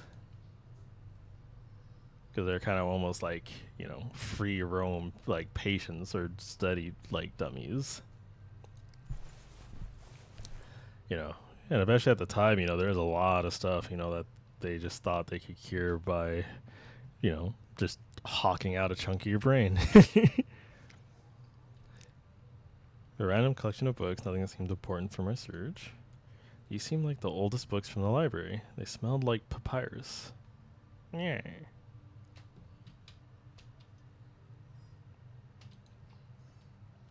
Just yellowed old pages. I couldn't say if there was anything of importance written as they were utterly unreadable.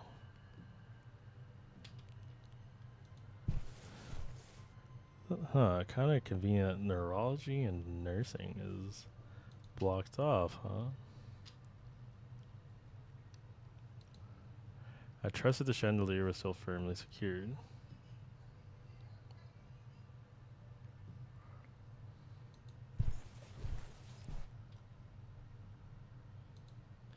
A quaint reading table. I remember patients spending some valuable time here. The institute encouraged reading.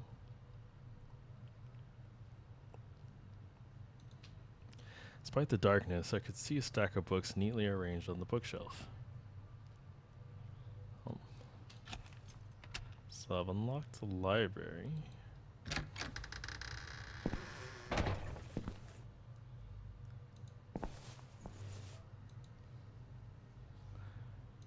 You know, which all this is decently good and important because, you know, it makes, like, actually walking and getting around, like, easier. Let's see if I can turn on the light. Nothing. Dang. Okay, so I only powered the basement, but let's check my task. Speak with Lenny. Investigate about Bertrand. He's not gonna be familiar with any of the patients. We couldn't get upstairs from, you know, that end, but there was a stairway that went up. I'm assuming that is where our homie Lenny currently is. Okay, so let's save real quick.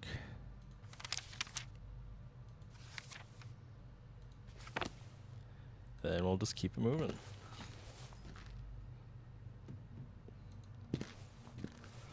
A lot of intrigue going on.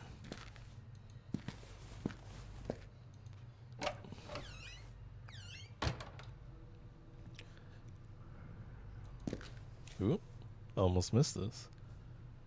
Or just nothing, it's just a pile of dirt.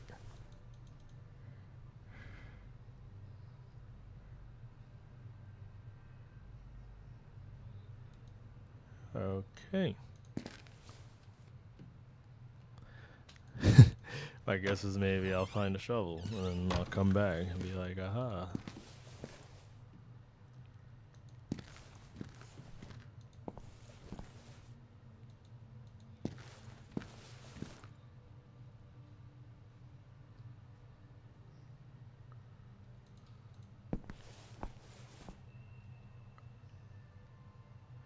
So this is the second floor, which is, she said, is dangerous, and the third floor is exceedingly dangerous.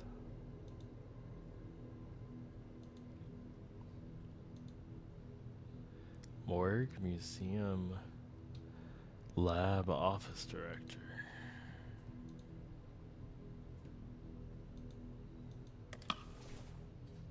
Cleaning rounds. Remember to always sign with a name for correct track of voluntary work. Sign nurse. Main corridors. Assuming all of these say Lenny. So, main corridor, kitchen corridor, therapy room, pack corridor. So he's doing all the corridors right now. Which means, is he on this floor?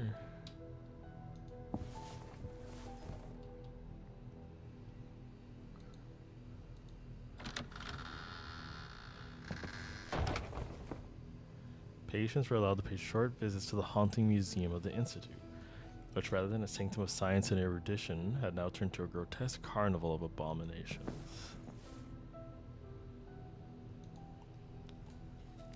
Some instruments for unknown purposes. Several skulls. Rattle me bones. Medical instruments of various types. Lobotomy things.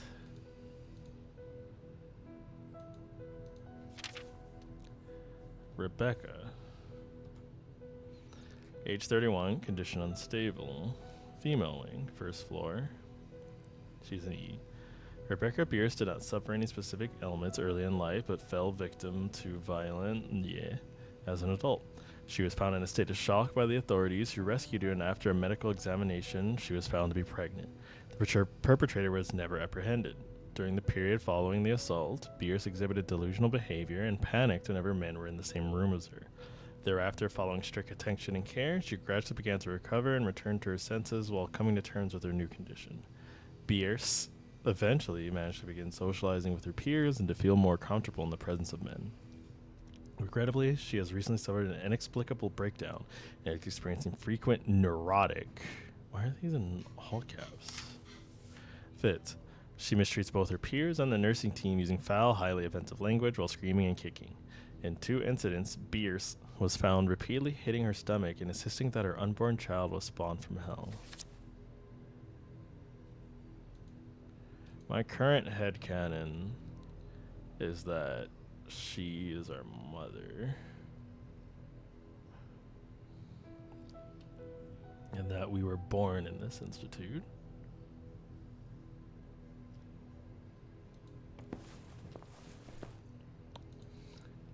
A complete human skeleton. It seemed real. Rattle me bones. Elegant drapes.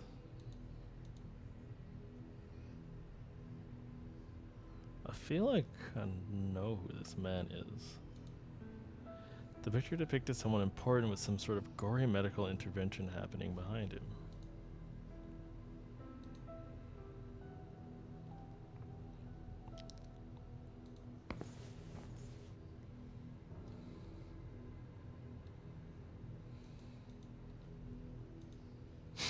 Patient undergoing some painful treatment.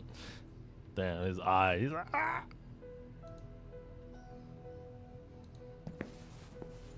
Hands? What was the point in displaying severed hands? Here, I gotta hand it to you. This is a little overdone. You know, making it hard for my character to get a grip of the situation. It's a human body. Human brains. Charming.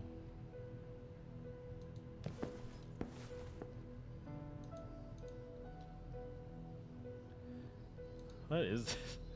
Like some kind of animal? Another feature of this gloomy museum. A most macabre exhibition. Yet another disquieting feature of this atrocity exhibition. An abomination of nature. A baby with a gut-wrenching birth defect. There was a jar with something odd inside. An organ shaped like a pastry? Hideous.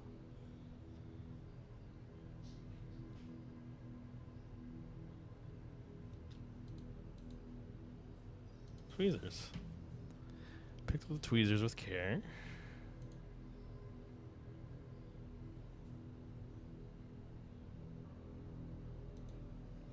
A typical glass slide for putting tissue samples on it. Comments for putting, since it wasn't needed anywhere else, I left the tweezers in the exhibit.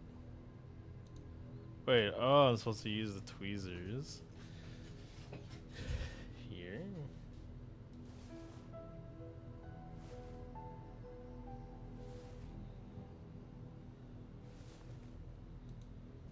No, the tweezers was meant to be used though.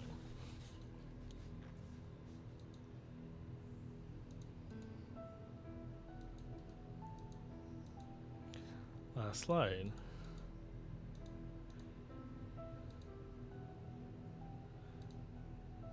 Okay, so I can take the slide, but I need brain sample.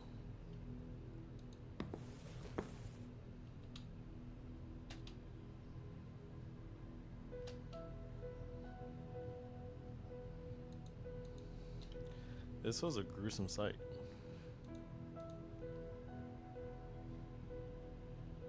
Yeah, This is an interesting place.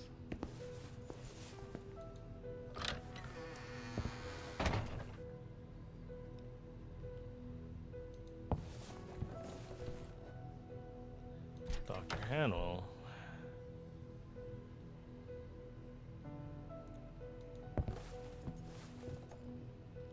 Okay, that's the museum.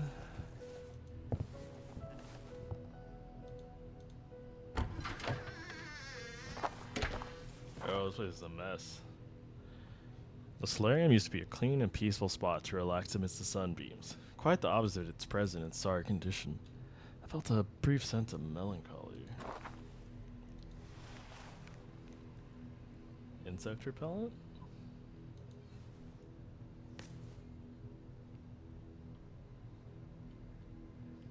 That's it?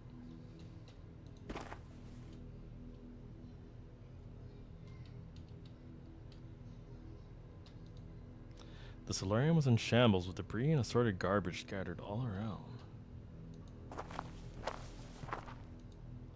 The window was shattered, allowing a cold breeze to chill the room. The renowned surgeon who keeps receiving encomiums from his peers, Dr. Walter Hanwell, director and founder of the mental hospital named after him, has made public the number of patients hosted by his institute. At 272 patients and 54 staff members, the establishment has positioned itself as one of the most highly populated mental institutions in the world.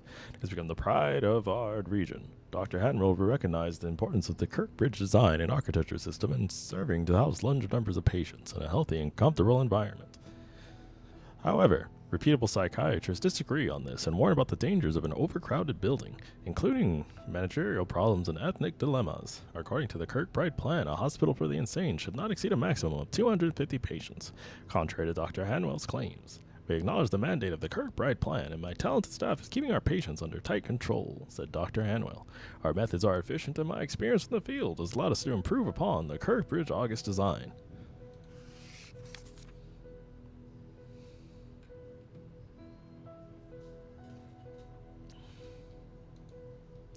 None of the windows here seem to have survived a long period of neglect. All things considered, the intruding vine has brought a little life. Another dirty and broken. The stove didn't work. Damn.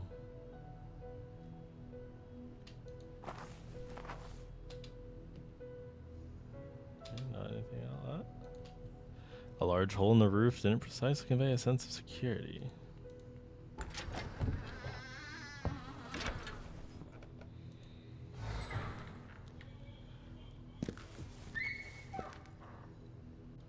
I'd seen plenty of depressing environments in the Institute by then, but the chilling morgue was on a whole different level of decrepit and decay. The jar contained a repulsive liquid.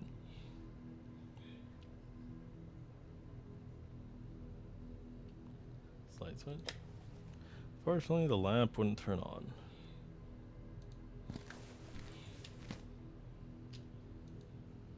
I had no idea what these papers could mean.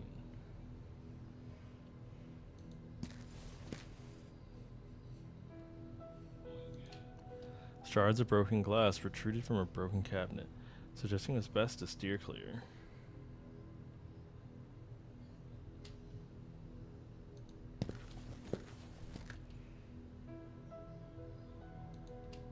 More broken glass. This didn't seem to happen by mere accident.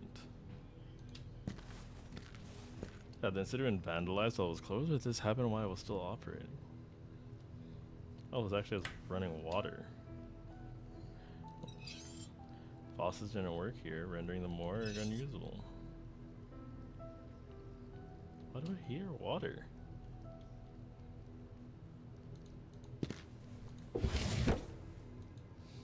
Random junk was scattered in this drawer.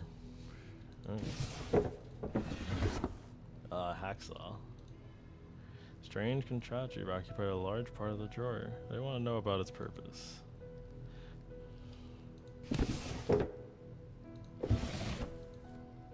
There's nothing in here.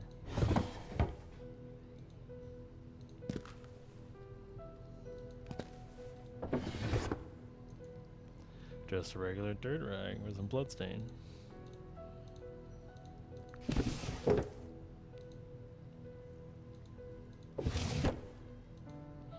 Some boxes and hammers? I shivered in disgust while pondering what they may have been used for. I mean, these kind of look like you would use them for like the knee thing, but...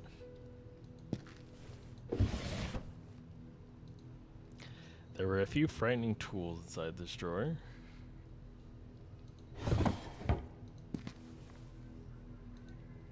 Some organ, bizarrely still fresh, was in the tray. Hands wouldn't turn.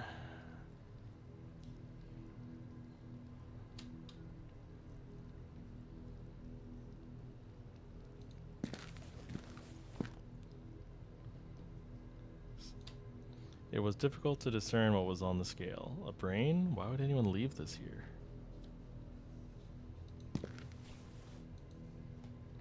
The book provided some detail about the bodies in the morgue, names, tags, and some notes.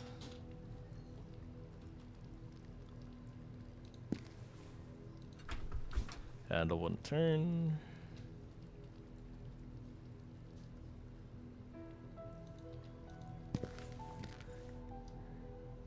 Oh, there's a lot of stuff to interact with here. Empty jars and dirty racks. The classic. Nothing of note. A lock? The junk drawer.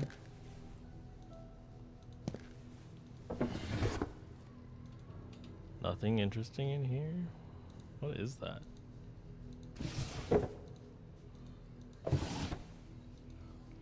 Just a bunch of boxes stacked. What a waste of space.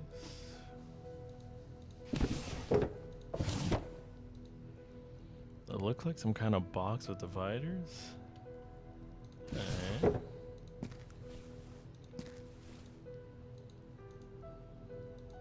How do I open this? Oh.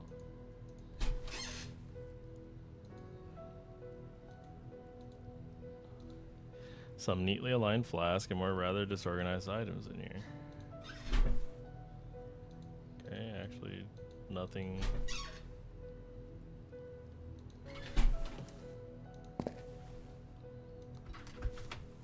Try as I might, this cabinet wouldn't open.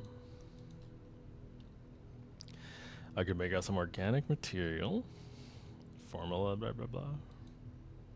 An old and worn out microscope. Okay, I see, I see. My guess is once I get to sample, I bring it there and then I can, look at it. Small moving table, likely used to transport instruments during autopsies.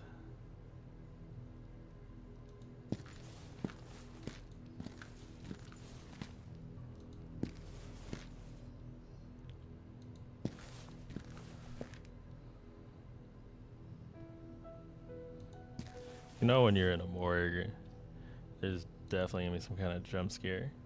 This didn't deserve my attention.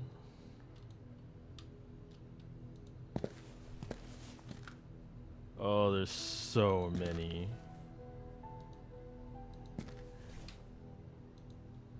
There's no way to open this. Damn, all this compartment was stuck. Stuck. Okay, that makes it a lot easier if I can just... Oh, lovely. Rattle me bones. What a disgusting mess. It seemed like someone did this on purpose. Perhaps as a sort of protest?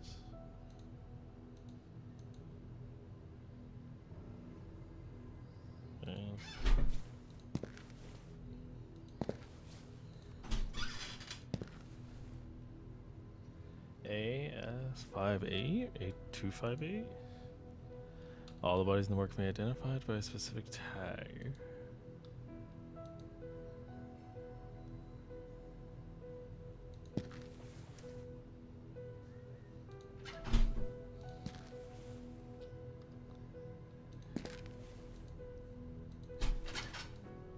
It's empty.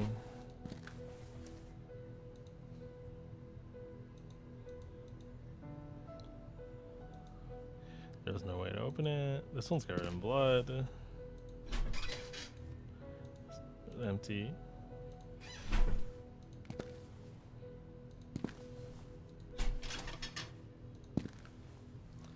COAD. Meant to me at present.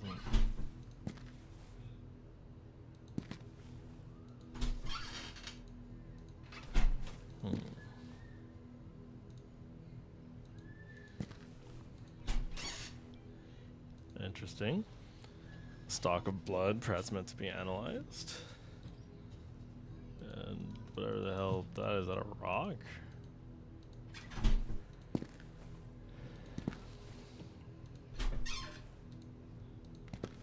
E103.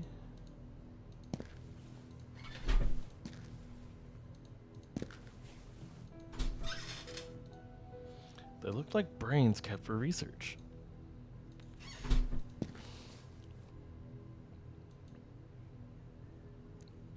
Oh. A hook attached to a rail meant for moving human bodies with ease. Just a pile of empty flask.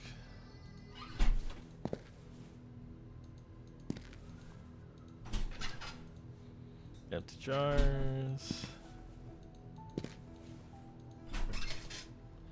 Empty. Okay. Then what is this? The hook beside me seemed to move a bit. It was definitely part of this mechanism.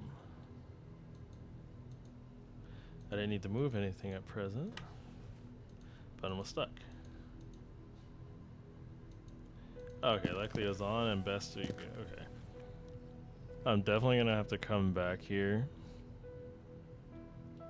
My guess is that I'm going to have to pull out one of these corpses.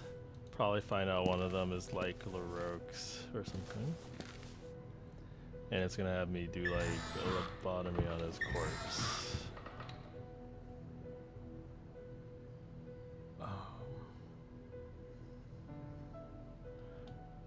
Sure, I'm going this way.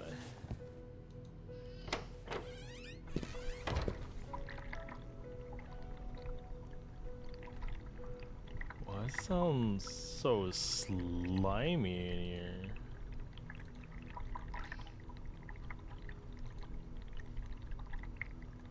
Huh.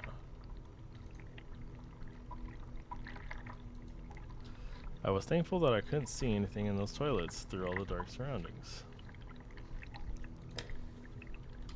Light didn't work. The foul smell from the broken urinals permeated the whole room. Yo, why is this bathroom so loud?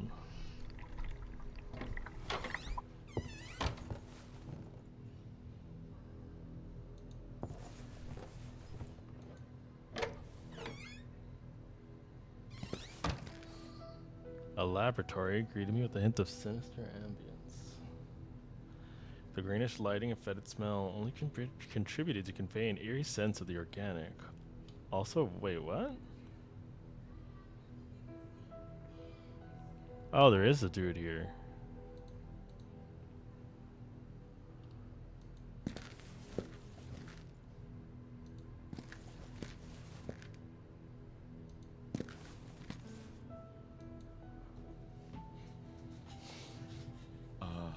Hello?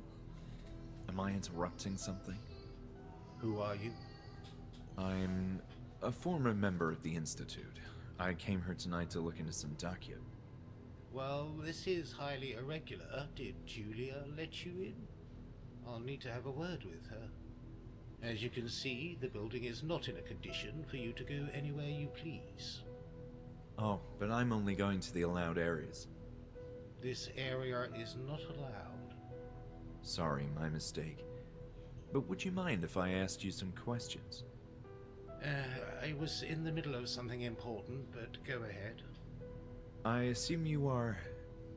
I'm the new director of the Institute, Dr. Ambrose Miller. My purpose here is to honor the vision of my former colleague, Dr. Walter Hanwell. Pleased to meet you. I'm looking for information on a patient called Bertrand. Bertrand is one from the old group, right? I believe so. I've seen footage of him in the therapy room. Footage? Intriguing. I'll have to take a look at that. But yes, of course he sounds familiar. He's here tonight. What do you mean, here? Physically? Physically? What are you, a ghost hunter? Of course in flesh and blood. He's one of the patients being relocated. This is an incredible development. Where can I see him? I don't have such details. All I know is that he's in the same cell where he used to be.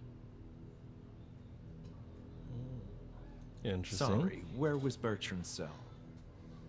As I told you, I don't know the exact cell number, only it's the same one where he used to be. All right. Thank you. The reason I'm here is to research the older history of the Institute, from its heyday until the strange circumstances of its collapse.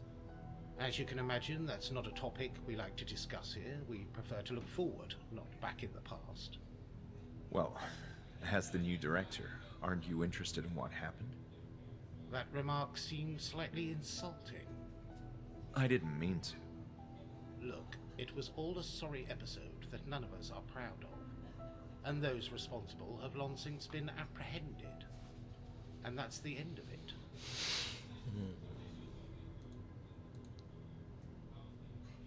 What condition would you say can lead to chronic hallucinations? In my experience, extreme stress. For example, panic attacks. Abuse of illegal drugs and other substances too. But most likely it would be something related to the brain. A physical problem, such as an imbalance of neurotransmitters. Schizophrenia can cause hallucinations as well. Thank you for the thorough explanation.